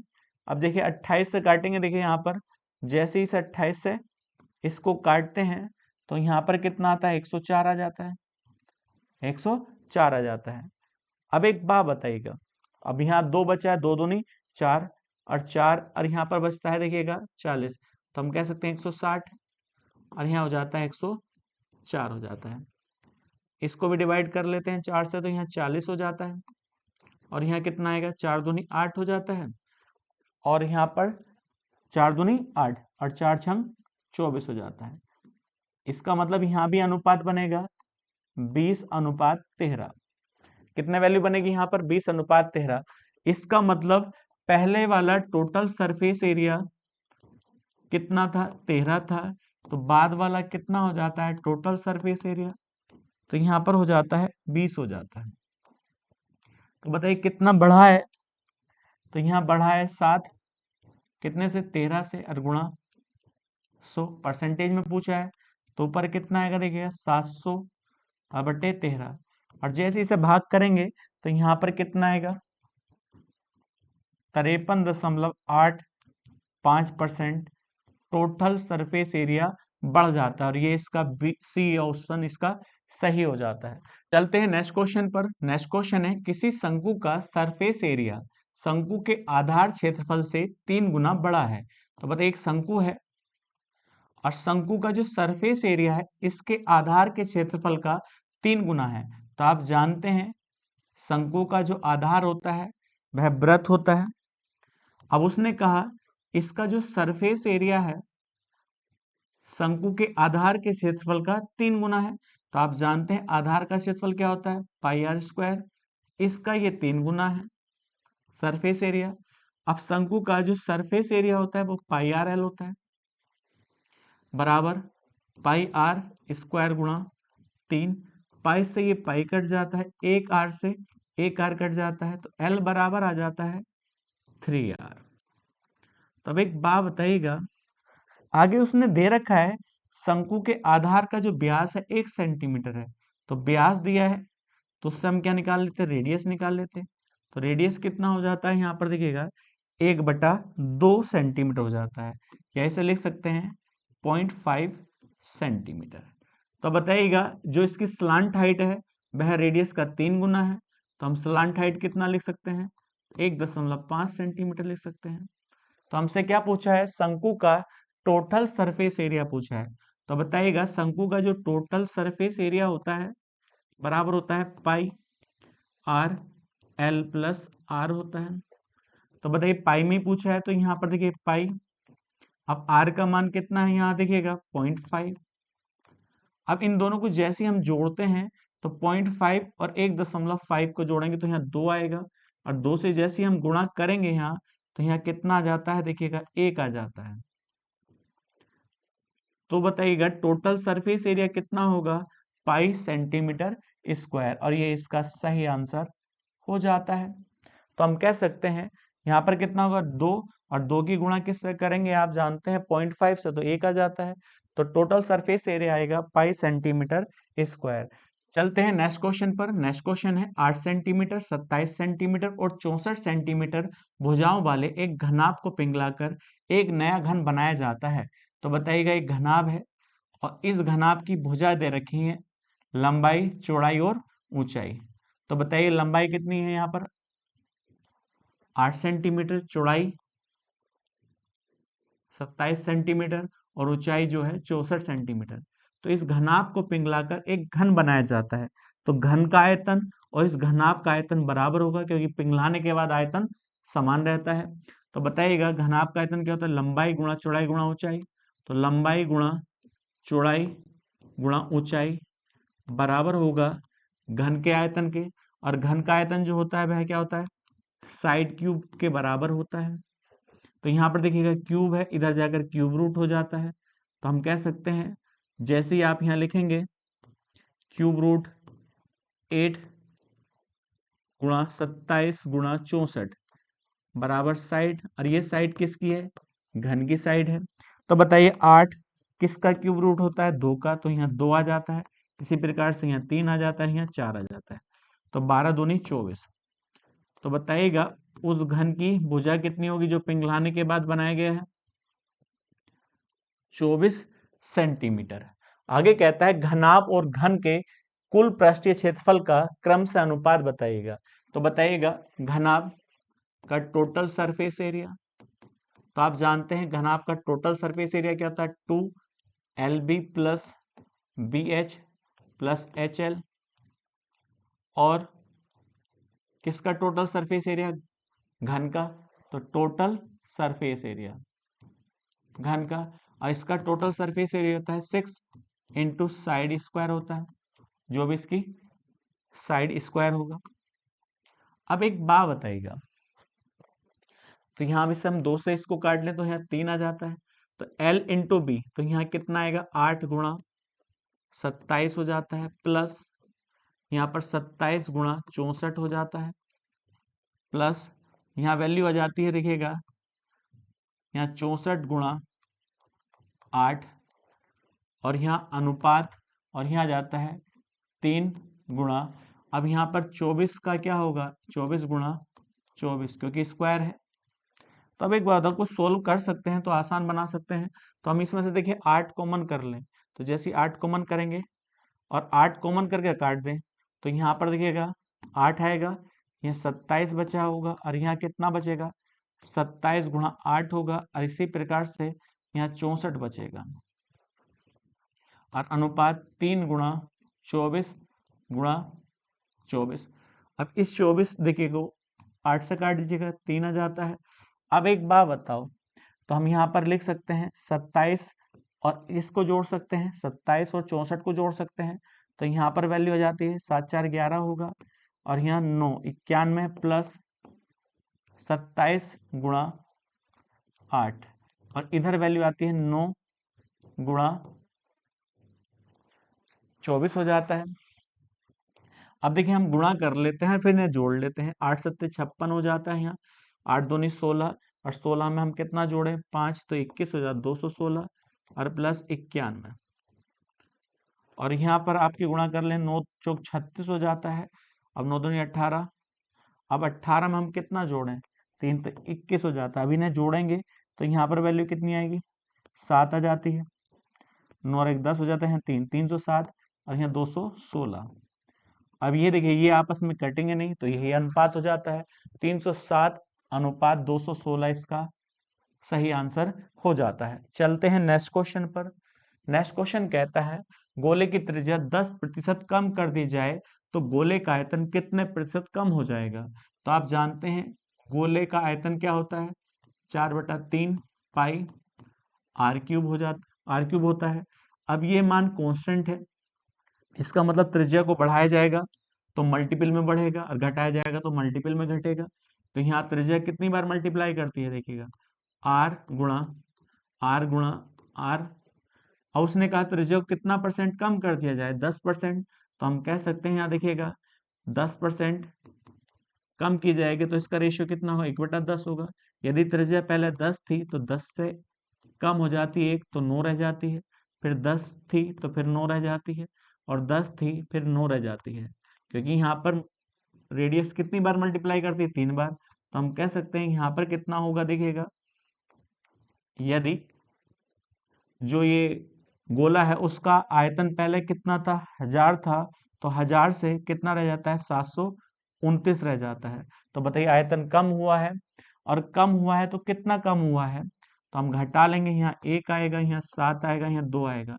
इसका मतलब 271 आयतन कम हुआ है, किसके अनुसार, 100 के अनुसार, सॉरी 1000 के अनुसार।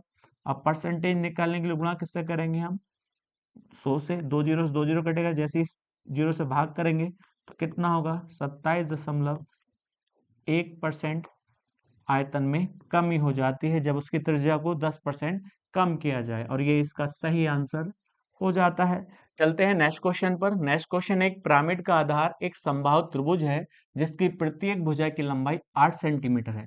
तो एक पिरामिड है जिसका आधार एक समबाहु त्रिभुज है, और समबाहु त्रिभुज की जो भुजा दी है 8 सेंटीमीटर है।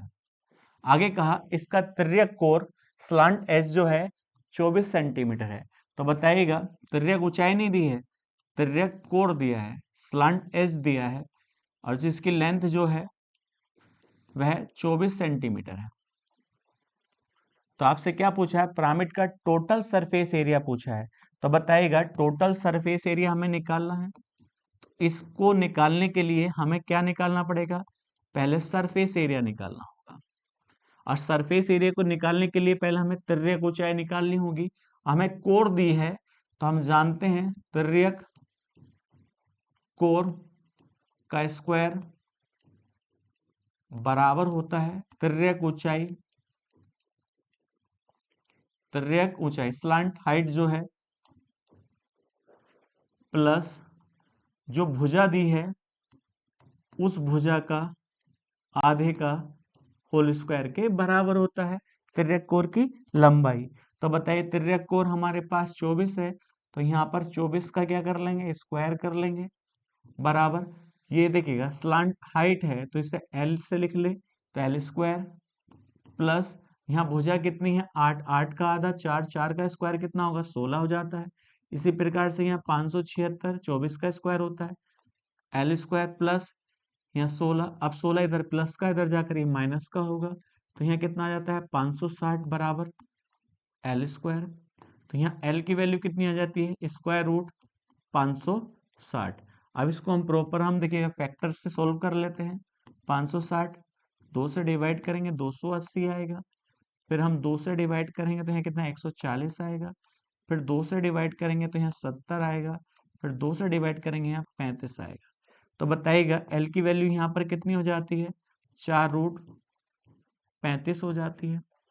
आगे देखिएगा, जब हमारे पास स्लांट हाइट आ चुकी है, अब हम क्या निकाल सकते हैं, सरफेस एरिया निकाल सकते हैं, क्योंकि हम जानते हैं सरफेस एरिया बराबर होता है 1/2 आधार का परिमाप और गुणा तिर्यक ऊंचाई। तो बताइए आधार क्या है, समबाहु त्रिभुज है। अब समबाहु त्रिभुज का आपको परिमाप पता होगा, 3 इंटू साइड होता है। तो बताइएगा साइड कितनी है, 8 है, तो 8 की गुणा किससे करें हम, 3 से, तो 1/2, तो 8 या 24 हो जाता है, गुणा तिर्यक ऊंचाई कितनी है, 4√35 है। अब इससे हम इसको डिवाइड करते हैं 2 बार, अब 24 दूनी 48 हो जाता है, तो यहाँ वैल्यू आती है 48√35। ये क्या आ जाता है, सरफेस एरिया आ जाता है। अब हम निकालते हैं टोटल सरफेस एरिया।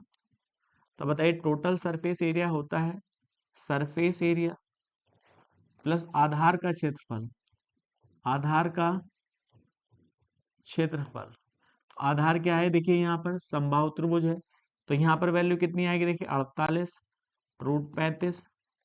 और आपको ये पता है समबाहु त्रिभुज का क्षेत्रफल क्या होता है, देखिएगा √3/4 साइड स्क्वायर होता है, क्या होता है, साइड स्क्वायर होता है।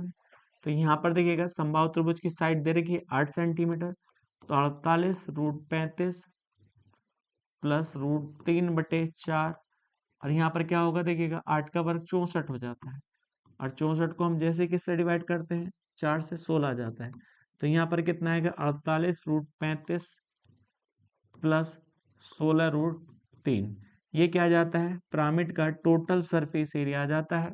तो बताइएगा हमारा आंसर कौन सा सही होगा, 16√3 प्लस 24√35 नहीं हो सकता, 48 है, तो बताइए डी ऑप्शन इसका सही हो जाता है। चलते हैं नेक्स्ट क्वेश्चन पर। नेक्स्ट क्वेश्चन है 42 सेंटीमीटर ऊंचाई का एक ठोस शंकु जिसके आधार का व्यास 42 सेंटीमीटर है, 24 सेंटीमीटर त्रिज्या के लकड़ी के ठोस गोले से काटा गया है। तो बताइए लकड़ी का एक ठोस गोला है, अब इस गोले से एक शंकु काटा गया है, अब इस शंकु की ऊंचाई और व्यास दिया है। तो बताइए शंकु का जो व्यास है वह कितना है 42 सेंटीमीटर, तो हम कह सकते हैं तो त्रिज्या कितनी होगी 21 सेंटीमीटर, और शंकु की जो हाइट है वह है 42 सेंटीमीटर, और यह लकड़ी के ठोस गोले से काटा गया है जिसकी त्रिज्या दी है, त्रिज्या यहाँ पर दिया है इसकी 24 सेंटीमीटर। तो बताइएगा तो लकड़ी के टुकड़े का आयतन निकालेंगे, ये गोलाकार है, तो 4/3 पाई आर क्यूब, तो यहाँ आर कितनी है देखिए 24 है, तो 24 का क्यूब को हम इस प्रकार से लिख लें 24 का स्क्वायर और गुणा 24 लिख सकते हैं, कोई दिक्कत नहीं है। तो यह लकड़ी के टुकड़े का आयतन आ जाता है। अब देखिए यहाँ पर इससे हम इसको डिवाइड कर लें, कितनी बार जाएगा 8 बार जाएगा, 8 चौक 32 हो जाता है, तो यहाँ 32 पाई, अब गुणा, अब 24 का वर्ग कितना होता है 576 होता है, तो हम 576 में कितने की गुणा कर लें 32 की गुणा कर लें, तो यहाँ कितना आएगा 6 दूनी 12 हो जाता है, 7 दूनी 14 और 1 15 होगा, यहाँ पर देखिएगा 15, और यहाँ 5 दूनी 10 और 1 11 हो जाता है, 18 21 23 हो जाता है, 15 2 17 होगा, तो यहाँ 2 8 5 13 हो जाता है, 3 और 1 4 1 5 होगा, और यहाँ 8 और यहाँ 1 हो जाता है। तो हम कह सकते हैं लकड़ी के टुकड़े का जो आयतन होगा 18,532 पाई हो जाएगा यहाँ। अब देखिएगा इसी प्रकार से इससे जो हिस्सा काटा गया है वह शंकु है, तो शंकु का भी आयतन निकाल लेते हैं, तो इसका जो आयतन होगा 1/3 पाई, अब यहाँ आर कितनी है 21, 21 का स्क्वायर और गुणा 42, तो बताइएगा 1/3 पाई 21 का वर्ग कितना होता है 441 गुणा 42, इससे इसको हम डिवाइड कर लें, कितनी बार जाएगा 14 बार जाएगा, तो यहाँ आ जाता है देखिए 14 का ना 14 होगा, 14 चौका 56 होता है, 56 और 1 57 हो जाता है, कितना कैरी 5 कैरी, अब 14 चौका 56, 56 में हम कितना जोड़ दें 5 जोड़ दें, तो यहाँ पर कितना आ जाता है 56 और 5 कितना हो 61 हो जाता है, 61 पाई। तो यहाँ पर वैल्यू जो आ जाती है देखिएगा शंकु का जो आयतन आता है वह 6174 पाई आ जाता है। अब इसमें से ये काटा गया है तो बेकार आयतन कितना हो, दोनों का अंतर होगा, तो बताइएगा बेकार लकड़ी का आयतन कितना होगा, तो दोनों को घटा लेंगे, तो जैसे घटाएंगे देखिएगा अब यहाँ 12 में से 4 जाएगा तो 8 आएगा, इसी प्रकार से यहाँ देखिएगा यहाँ बचा 2, अब 2 में से 5 7 तो नहीं जा सकता, तो अब कह सकते हैं 12 में से 7 जाएगा तो यहाँ 5 बचेगा, इसी प्रकार से यहाँ बचा कितना 4, 4 में से 1 जाएगा तो 3 बचेगा, और यहाँ पर जो 18 है 18 में से 6 जाएगा तो हम कह सकते हैं यहाँ 12 बचेगा पाई, और बटे 18,532 पाई, और परसेंटेज निकालने के लिए किसका गुणा करें 100 से गुणा करें, पाई से ये पाई कट जाता है। तो अब देखिएगा प्रॉपर हम इसको देखिएगा हम भाग करना चाहें तो हम भाग ही कर लें, क्योंकि हमें परसेंटेज बताना है दशमलव के 2 स्थान तक, तो 18 5 3 2 से हम भाग करते हैं, देखिए कितने को 12,358, और गुणा किससे करी थी 100 से गुणा करी थी, तो ये कितनी बार जाएगा देखिएगा 18 छक्का 108 होता है, तो हम कह सकते हैं यहाँ देखिए कितना है, 6 दूनी 12 होगा। अब 6 ते 18 और 1 19 हो जाता है। इसी प्रकार से 5 छंग 30, 30 और 1 31 हो जाता है। अब 18 छक्का 108 हो जाता है। अब 8 और 3 कितना हो जाता है, 111 हो जाता है। तो एक बात बताइए यहाँ पर कितना बचा है, तो हम कह सकते हैं यहाँ 8 बचा है, यहाँ पर 9 बचा है, यहाँ पर देखिए 3, यहाँ 2, और यहाँ पर वैल्यू कितनी आती है देखिएगा 1 और 0। तो हम कह सकते हैं फिर कितनी बार जाएगा ये, 6 बार। तो 66 दशमलव कितना होना चाहिए, क्योंकि आंसर इसका समथिंग होगा 66.50। आप इतने के अनुसार देख के कर सकते हैं, ये इसका आंसर हो जाता है। तो सी ऑप्शन इसका करेक्ट होगा। गुणा भाग है, किया जा सकता है। चलते हैं नेक्स्ट क्वेश्चन पर। नेक्स्ट क्वेश्चन है देखिएगा, एक ठोस अर्धगोले की त्रिज्या 21 सेंटीमीटर है, इसे पिघलाकर एक बेलन बनाया जाता है। तो एक बताइए, ठोस अर्धगोला है, अब इसको पिघलाकर क्या बनाया जाता है, बेलन बनाया जाता है। अब उसने कहा कि देखिएगा बेलन बनाया जाता है, इसके सरफेस एरिया का संपूर्ण टोटल सरफेस एरिया से अनुपात देखिएगा। इसका मतलब जो बनाया जाता है, इसका सरफेस एरिया और इसका टोटल सरफेस एरिया का जो रेशियो दे रखा है वह 2:5 दिया है। और हम जानते हैं कि बेलन का जो सरफेस एरिया होता है वह कितना होता है, 2πr(h) होता है। और टोटल सरफेस एरिया कितना होता है, 2πr(h + r) होता है, और बराबर 2/5 लिख सकते हैं, कोई दिक्कत नहीं। 2πr से 2πr कट जाएगा, तो यहाँ पर क्या आएगा, 5h बराबर 2h + 2r, यही तो आ जाएगा। अब देखिए 2h इधर आकर घटेगा तो 3h बराबर कितना आएगा, 2r हो जाता है। तो दोनों का जो रेशियो आएगा, हाइट और r का जो मान आएगा वह कितना होगा, 2:3 होगा। पहले हमारे पास वह किसका अनुपात था, सरफेस एरिया और टोटल सरफेस एरिया का। इसी प्रकार से हम कह सकते हैं जो हमारे पास बेलन बना है उसकी जो त्रिज्या है 2 है, तो उसकी जो हाइट होगी, सॉरी हाइट 2 है, हाइट कितनी है, 2 के रेशियो में है, तो रेडियस कितने के रेशियो में होगी, 3 के रेशियो में होगी। दोनों का रेशियो है। आप देखिएगा हमसे क्या पूछा है, देखिएगा इसके आधार की त्रिज्या, लेकिन ये बनाए किससे गए हैं, अर्धगोले से, और उसकी त्रिज्या दे रखी है। आप जानते हैं जब भी कोई वस्तु पिघलाकर बनाई जाती है तो वहां पर आयतन समान होता है। इसका मतलब अर्धगोले का आयतन किसके आयतन के बराबर होगा, बेलन के आयतन के बराबर होगा। तो आप कह सकते हैं देखिएगा हेमिस्फीयर जो है इसका जो आयतन होगा 2/3 πr3। तो यहाँ r कितनी बार देखिएगा, r 3 बार आएगा, तो यहाँ 21 की गुणा कितनी बार कर ले हम, 3 बार कर ले। और यह किसके बराबर होगा, जो हमारे पास सिलेंडर है उसके वॉल्यूम के बराबर होगा। तो हम जानते हैं यहाँ पर इसका आयतन क्या होगा, πr²। तो इसे x मान लीजिएगा, इसे भी x मान लीजिएगा। तो हम लिख सकते हैं यहाँ पर कितना है, 9x² गुणा 2x, यही आ जाता है। अब एक बात बताओ, 3 से इसको डिवाइड कर लें, कितनी बार जाएगा, यहाँ 7 बार जाएगा। 3 से इसको डिवाइड कर लें, 7 बार जाएगा, एक 3 और बचा, फिर से 7 बार। और 2 से इस 2 को काट दें और पाई से ये पाई कट जाएगा, तो यहाँ पर क्या आएगा, 7 का क्यूब आएगा, और यहाँ पर x का क्यूब आएगा। इसी प्रकार से हम कह सकते हैं यहाँ x का मान कितना आएगा, 7। और जब x का मान 7 आ चुका है तो बेलन का आधार की त्रिज्या भी आ चुकी है, तो 7×21 हो जाता है, और बेलन की ऊंचाई भी आ जाती है, 7×2 = 14 हो जाता है। तो हमसे पूछा है आधार की त्रिज्या, तो आधार की त्रिज्या जो होगी वह कितनी होगी, 21 सेंटीमीटर रही है, इसका सही आंसर हो जाता है। चलते हैं नेक्स्ट क्वेश्चन पर। नेक्स्ट क्वेश्चन है, एक बड़े ठोस घन को पिघलाया जाता है और n छोटे ठोस गोले प्रत्येक त्रिज्या 3 सेंटीमीटर और n+2 छोटे ठोस घनाभ प्रत्येक आयाम 4 सेंटीमीटर 4 सेंटीमीटर 6.5 सेंटीमीटर में ढाले जाते हैं। यदि बड़े ठोस घन की प्रत्येक भुजा की लंबाई 12 सेंटीमीटर है तो n का मान ज्ञात कीजिए।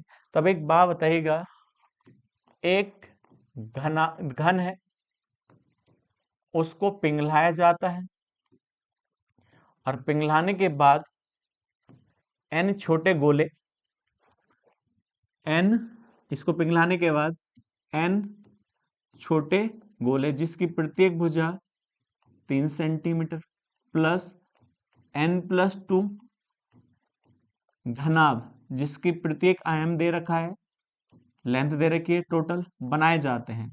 तो बताइएगा यह किसको पिघलाने के बाद बनाए जाते हैं? घन को पिघलाने के बाद बनाए जाते हैं। तो घन का आयतन और इन दोनों के आयतन का योग बराबर होगा। तो बताइए घन की भुजा भी दे रखी है, तो घन की जो भुजा है 12 सेंटीमीटर है। तो बताइए घन जो है, जो क्यूब है, इसका आयतन होगा इसकी साइड के क्यूब के बराबर होगा। तो हम कह सकते हैं, यहाँ देखिए साइड कितनी है 12, तो बताइएगा यहाँ पर 12 का क्यूब बराबर, यहाँ पर बनाए गए n गोले, तो गोले का आयतन क्या होगा 4/3 पाई। अब इसकी रेडियस कितनी है 3, तो 3 का क्यूब प्लस n+2 क्या बनाए गए घनाभ, और घनाभ का आयतन क्या होता है लंबाई गुणा चौड़ाई गुणा ऊंचाई, l into B into H हो जाता है। तो यहाँ पर देखिए 4 गुणा 4 गुणा 6.5। अब इसको हम प्रॉपर देखिए सोल्व कर लेते हैं। यहाँ पर क्या है, ये 12 का क्यूब है बराबर n गुणा देखिएगा 4/3 पाई की वैल्यू 22/7 गुणा, तो यहाँ कितना आ जाता है 27 हो जाता है, प्लस n+2। अब देखिएगा 16 चौका, यहाँ पर कितना आ जाता है 16 गुणा, यहाँ हम कितना लिख सकते हैं देखिएगा इसको 13/2 लिख सकते हैं। इसको हम डिवाइड कर लें तो आप जानते हैं 13 104, तो यहाँ पर वैल्यू कितनी आएगी 104 आ जाती है, कोई दिक्कत नहीं होगी। अब एक बात बताओ, जो काट सकते हैं उसे काट लीजिएगा, 3 से इसको डिवाइड करेगा तो यहाँ 9 आएगा। जो नहीं कटेगा वो इस प्रकार से लिखा रहने दीजिएगा। तो यहाँ पर क्या है, ये 12 का क्यूब है बराबर, देखिए 9 दूनी 18, अब 9 दूनी 18 तो 19 हो जाता है, और गुणा किससे कर दें हम, चाहे 4 से, तो हम जानते हैं 8 चौक 32 हो जाता है। देखिएगा अब 9 चौक 36, 36 में कितना जोड़ दें 3, तो 39 हो जाता है। अब 4 और यहाँ 13 आ जाता है। तो अब एक बात बताइएगा, सॉरी 4 का ना 4 होगा, अब यहाँ पर कितना आया था 4 का 4 और 4 3 7, तो 729 हो जाता है। तो यहाँ पर आएगा 792/7n प्लस यहाँ पर कितनी वैल्यू आएगी देखिएगा, तो हम कह सकते हैं यहाँ पर जो आएगा 104n प्लस 208, कितना हो जाता है 208 हो जाता है। तो अब एक बात बताओ, तो यहाँ पर कितना लिखा था 12 का क्यूब है ये, तो 12 का जब क्यूब देखिए 12 का स्क्वायर कितना होता है 144 होता है, फिर 12 से गुणा कर दे तो यहाँ 288 गुणा 144, तो यहाँ 8, यहाँ कितना आ जाता है 12, यहाँ 1728 क्या आ जाता है, ये 12 का क्यूब आ जाता है। तो हम यहाँ लिख सकते हैं देखिएगा 1728 बराबर 792n/7 प्लस यहाँ 104n। अब यहाँ देखिए ये कितना था 208, अब 208 इधर आके घटा देंगे तो यहाँ प्लस के 208 है, जब इधर आगे घटेगा तो यहाँ 0 आएगा, यहाँ पर 2 आएगा, और यहाँ पर कितना आ जाता है 15, तो 1520 आ जाता है। अब इसको देखिएगा, इसको इधर ले जाएंगे 7 चौक 28 होगा, और 7 ना 7 हो जाता है, और यहाँ पर वैल्यू कितना जुड़ी है 792n/7, ये हो जाता है। अब जैसे हम इसे जोड़ते हैं देखिएगा प्रॉपर, तो 8 और 2 10 हो जाता है। अब यहाँ पर वैल्यू कितनी आती है देखिएगा 11 और 2 11 और 1 12 हो जाता है, 14 और 1 15, तो 1520 यहाँ कितना है 7, और बराबर है क्या है 1520। इससे इसको डिवाइड करेंगे तो n का मान यहाँ पर कितना हो जाता है 7 हो जाता है। हमसे यही पूछा था, n की वैल्यू याद कीजिए, तो n की वैल्यू कितनी हो जाती है? 7 हो जाती है, सी। चलते हैं नेक्स्ट क्वेश्चन पर। नेक्स्ट क्वेश्चन है, एक ठोस शंकु को एक ठोस अर्धगोले पर रखकर एक खिलौना बनाया जाता है। तो बताइएगा, एक खिलौना बनाया गया है, और खिलौना किस प्रकार से कि अर्धगोले पर एक शंकु रखा जाता है। आगे उसने कहा है शंकु और अर्धगोले के उभयनिष्ठ आधार की त्रिज्या 15 सेंटीमीटर है। तो दोनों की जो त्रिज्याएं हैं वह कितनी है? 15 सेंटीमीटर है। आगे कहा यदि खिलौने का आयतन 2850 पाई सेंटीमीटर क्यूब है, तो इस खिलौने का जो आयतन है वह कितने के बराबर? 2850 पाई के बराबर है। तो खिलौने में शंकु भी है और अर्धगोला भी है, तो शंकु का आयतन कितना होगा? 1/3 पाई आर स्क्वायर एच, प्लस गोले का आयतन 2/3 पाई आर क्यूब बराबर 2850 पाई के बराबर होगा। तो हम कह सकते हैं, यहाँ देखिएगा 1/3 पाई आर स्क्वायर कॉमन कर ले, तो यहाँ क्या बचेगा? एच, और यहाँ बचेगा 2r बराबर 2850 पाई। तो अब एक बात बताइएगा, पाई से हम पाई काट सकते हैं। अब यहाँ आर का मान 15 है, तो यहाँ पर देखिएगा 15 गुणा 15 तो कितना आएगा? 225, और 3 से भाग करेंगे तो यहाँ 75 आएगा।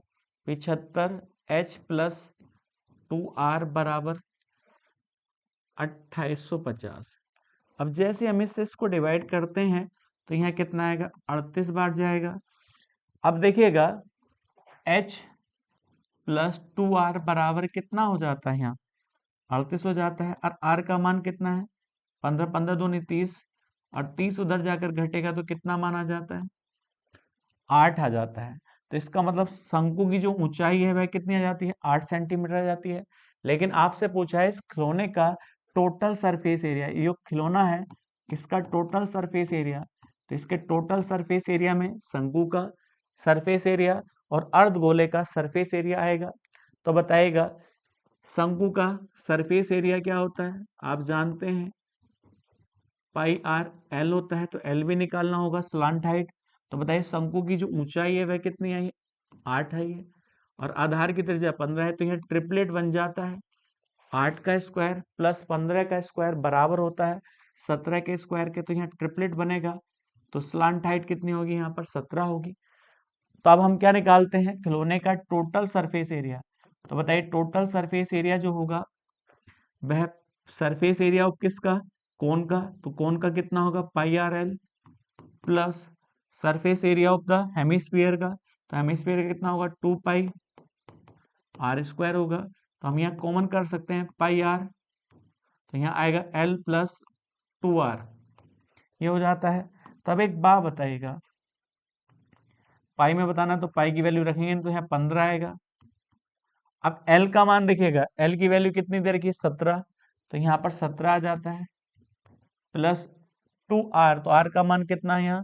15, 15 दूनी 30 हो जाता है। तो अब एक बात बताइएगा, तो यहाँ पर जो वैल्यू आ जाती है कितनी आ जाती है?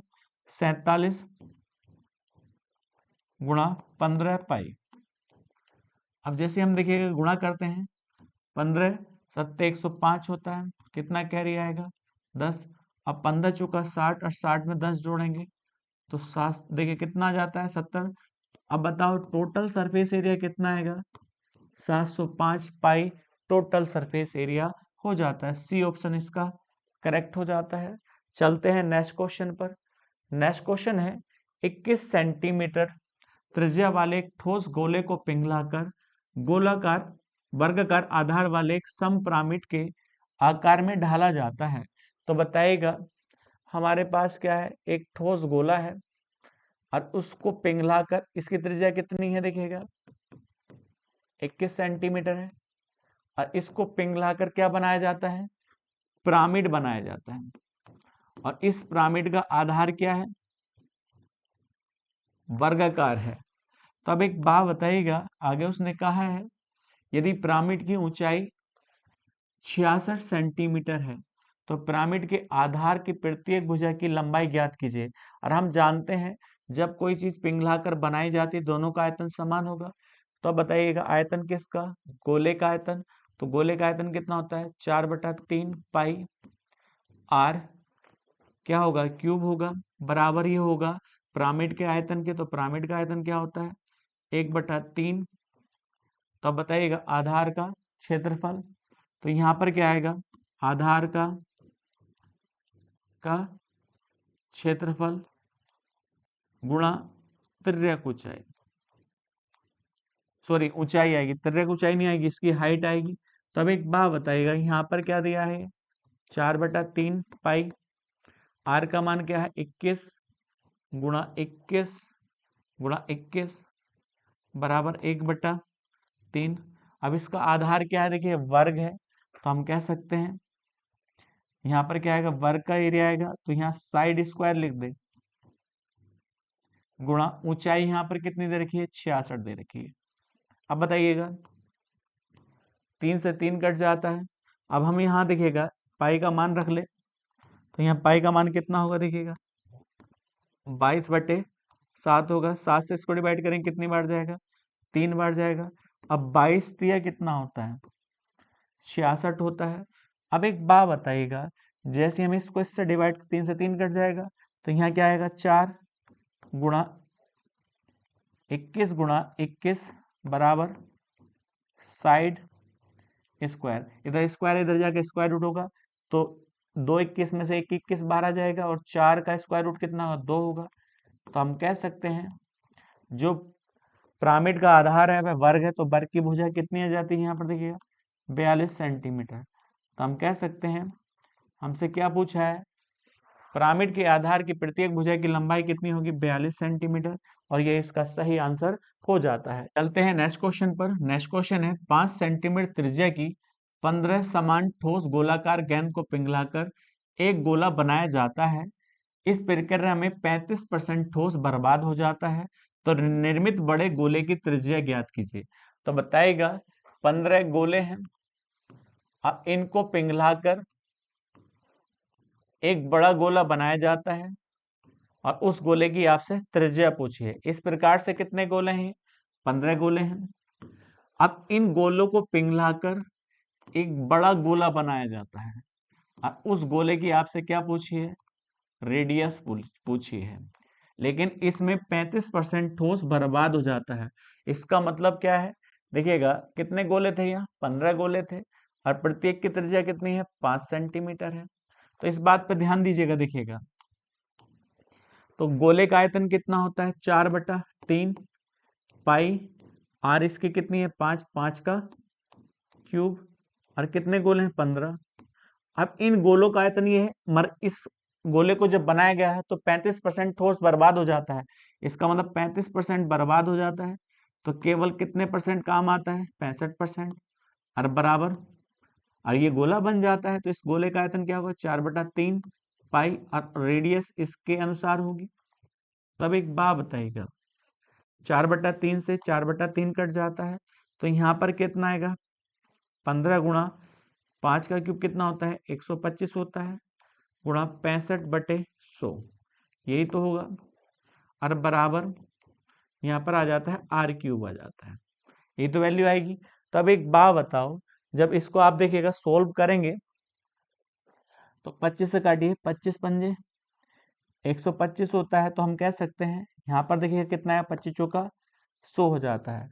अब ये तो प्रॉपर कटेगा नहीं किसी से, तो ऊपर कितना माना जाता है, 15 पंजे 75 गुणा 65, अब बटे यहाँ पर वैल्यू कितनी आती है, देखिएगा 4, और यहाँ पर वैल्यू है, ये क्या है, ये क्यूब रूट है, क्योंकि यहाँ क्यूब है, इधर जाकर क्यूब रूट होगा।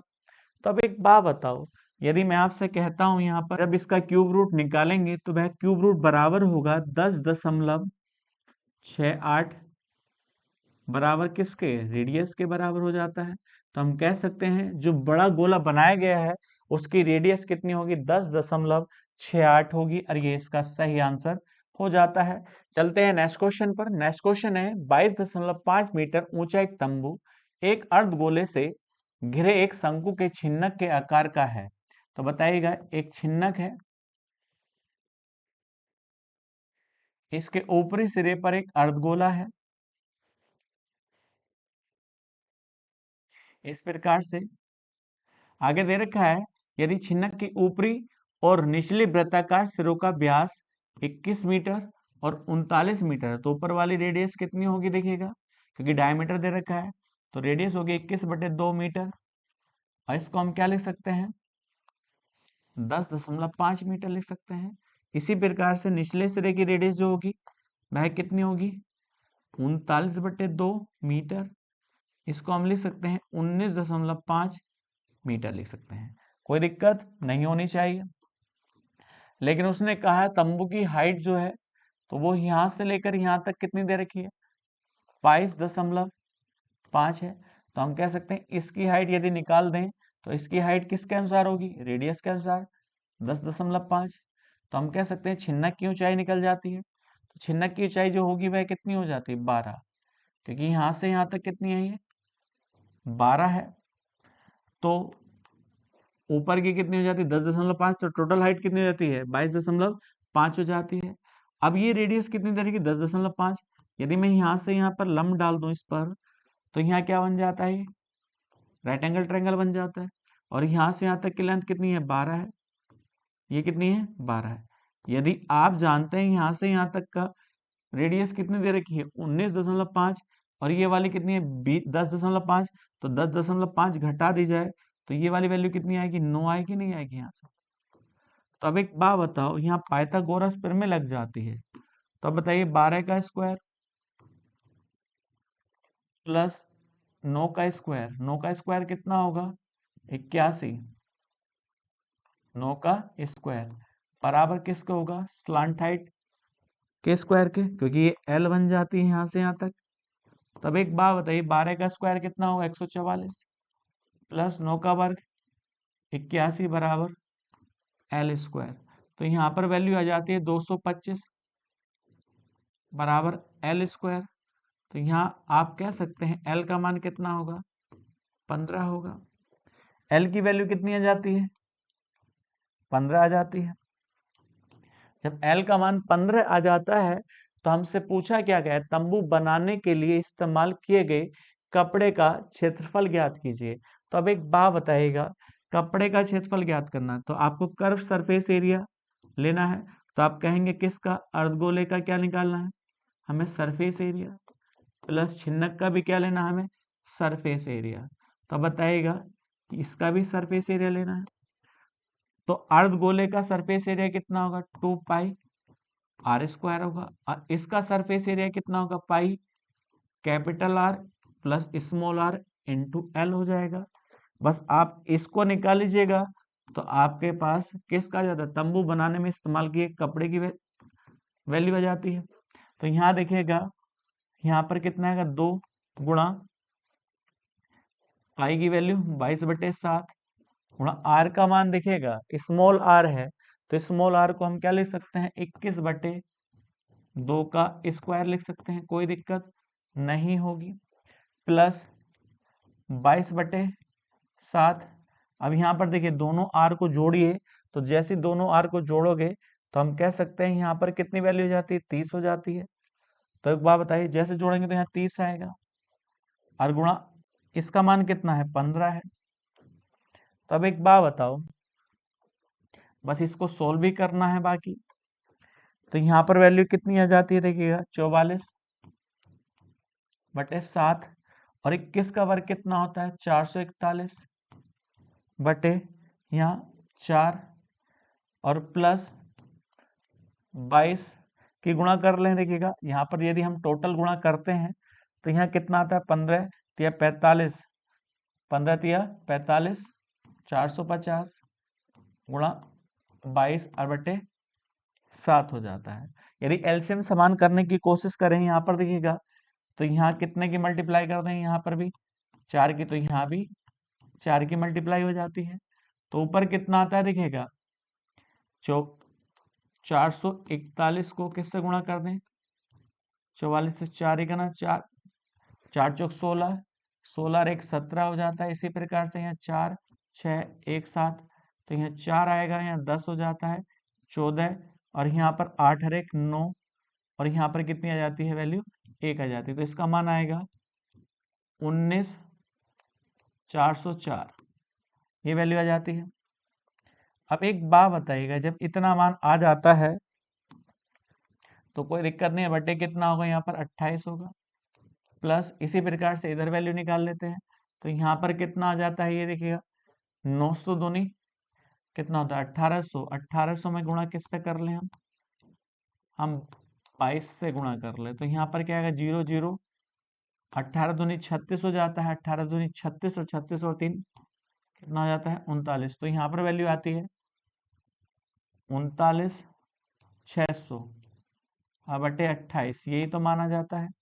तो एक बात बताओ, दोनों का एलसीएम सेम है, तो नीचे क्या आएगा 28 आ जाता है, तो यहाँ 4 आएगा, यहाँ 0 आएगा, 6 4 10 हो जाता है। अब देखिएगा, अब 9 9 18 और 1 19 हो जाता है, 4 और 1 5 हो जाता है। 4 से भाग करिएगा, जैसे 4 से भाग करेंगे 4 1 ना 4 हो जाता है, बचा कितना है 1 4 चौक 16 हो जाएगा, बचा 3 4 7 28 हो जाएगा, 4 पंजे 20, 4 1 ना 4 बटे 7, ये वैल्यू आ जाती है। अब इसको हम डिवाइड कर लें तो देखिएगा 14 7 5 1 को डिवाइड करें हम 7 से, तो 7 देखिए 7 दूनी 14 हो जाता है, बचा कितना है देखिए 7 1 ना 7 होगा 0। तो हम कह सकते हैं इसकी जो वैल्यू सोल्व करने के बाद आएगी तो वैल्यू कितनी आएगी देखिएगा, तो कह सकते हैं यहाँ 2107 सही 2/7, यही तो इसका सही आंसर आ जाएगा। गुणा भाग है, किया जाएगा अपने आप से तो हो जाएगा, कोई भारी नहीं। इसका आंसर कौन सा होगा, बी ऑप्शन इसका सही हो जाता है। चलते हैं नेक्स्ट क्वेश्चन पर। नेक्स्ट क्वेश्चन है, त्रिज्या 7 सेंटीमीटर और ऊंचाई 7 सेंटीमीटर वाले एक ठोस शंकु को 7 सेंटीमीटर त्रिज्या के दो ठोस गोलों के साथ पिघलाया जाता है।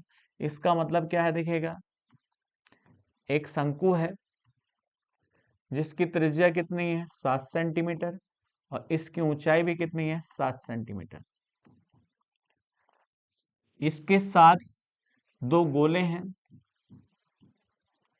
और दोनों गोलों की त्रिज्या भी कितनी है 7, ये भी 7 सेंटीमीटर और ये भी 7 सेंटीमीटर। को एक साथ पिघलाया जाता है, तो इनको एक साथ पिघलाने के बाद क्या बनाया जाता है, बेलन बनाया जाता है। क्या बनाया जाता है, बेलन बनाया जाता है। अब एक बात बताइएगा, अब बेलन की त्रिज्या भी कितनी दे रखी है, इसकी भी 7 सेंटीमीटर। तो आपसे क्या पूछा है, बेलन का सरफेस एरिया। तो सरफेस एरिया निकालने के लिए पहले हाइट निकालेंगे। तो हम जानते हैं इनको मिलाकर पिघलाने के बाद क्या बनाया जाता है बेलन, तो इन सब का आयतन इसके बराबर आयतन होगा। तो बताइए इसका आयतन क्या होता है 1/3 पाई। अब यहाँ पर भी आर कितना है देखिएगा 7 7 का स्क्वायर और एच भी कितनी है 7 है, प्लस इसका आयतन क्या है 4/3 पाई 7 का क्या हो जाएगा यहाँ पर देखिएगा क्यूब, प्लस इसको भी देखिएगा तो इसमें ही आप यहाँ क्या कर दें 2 से गुणा कर दें क्योंकि दोनों समान रेडियस के हैं गोले। आर बराबर, तो यहाँ पर पाई आर, यहाँ पर क्या आएगा 7 स्क्वायर और गुणा एच आएगा। तब एक बात बताइएगा, यदि मैं पाई कॉमन करके काट दूं, अब यहाँ भी 7 का स्क्वायर है, यहाँ 7 का स्क्वायर है और ये 7 का क्यूब है, तो यदि 7 का स्क्वायर कॉमन करके काटूंगा तो यहाँ पर क्या बचेगा देखिएगा 7 बचेगा और यहाँ बटे 3 है, प्लस यहाँ क्या बचेगा 4/3 और यहाँ बचेगा देखिएगा 7 गुणा 2 और बराबर बचेगा देखिएगा केवल h बचेगा। तो अब एक बात बताओ, यहाँ पर जब हम इसे सोल्व करेंगे तो कितना मान h का आना चाहिए, तो अब देखो 7 चौक 28 होगा, 7 चौक 28, 28 दूनी कितना हो जाता है यहाँ 56 और यहाँ 7 है और प्लस दोनों का एलसीएम क्या है सेम है, यही तो है। तो अब एक बात बताइएगा, यहाँ पर जो वैल्यू आ जाती है वह कितनी आ जाती है 63, और 63 किससे कट जाता है, क्योंकि यहाँ जैसे हम जोड़ेंगे 63 आएगा और 63 किससे कटता है यहाँ 3 से कट जाता है। यहाँ कितना आएगा, देखिए 63 आएगा, और 63 जैसे ही 3 से कटेगा तो कितना आएगा, 21 आएगा। इसका मतलब जो बेलन बनाया गया है उसकी जो हाइट है वह कितनी आ जाती है, 21 आ जाती है। 21 आई है हाइट, लेकिन हमसे पूछा है सरफेस एरिया। किसका, बेलन का सरफेस एरिया। तो बेलन का सरफेस एरिया कितना था, 2πr(h) होता है, 2 गुणा 22/7, और r का मान कितना है, देखिए 7 है, और गुणा 21 है, 7 से 7 कट जाता है, तो हम कह सकते हैं, देखिएगा 22 दूनी 44 गुणा 21, जैसे गुणा करेंगे यहाँ 44 आएगा, और 44 दूनी 88 आएगा, तो यहाँ 4 आएगा, यहाँ 2 आएगा, यहाँ 9 आएगा। तो कह सकते हैं हम, क्या कितना आंसर आएगा इसका, 924, और ये इसका सही आंसर हो जाता है। यह आज की वीडियो का लास्ट क्वेश्चन है। नेक्स्ट वीडियो में नेक्स्ट क्वेश्चन के साथ मिलते हैं। आज के लिए इतना।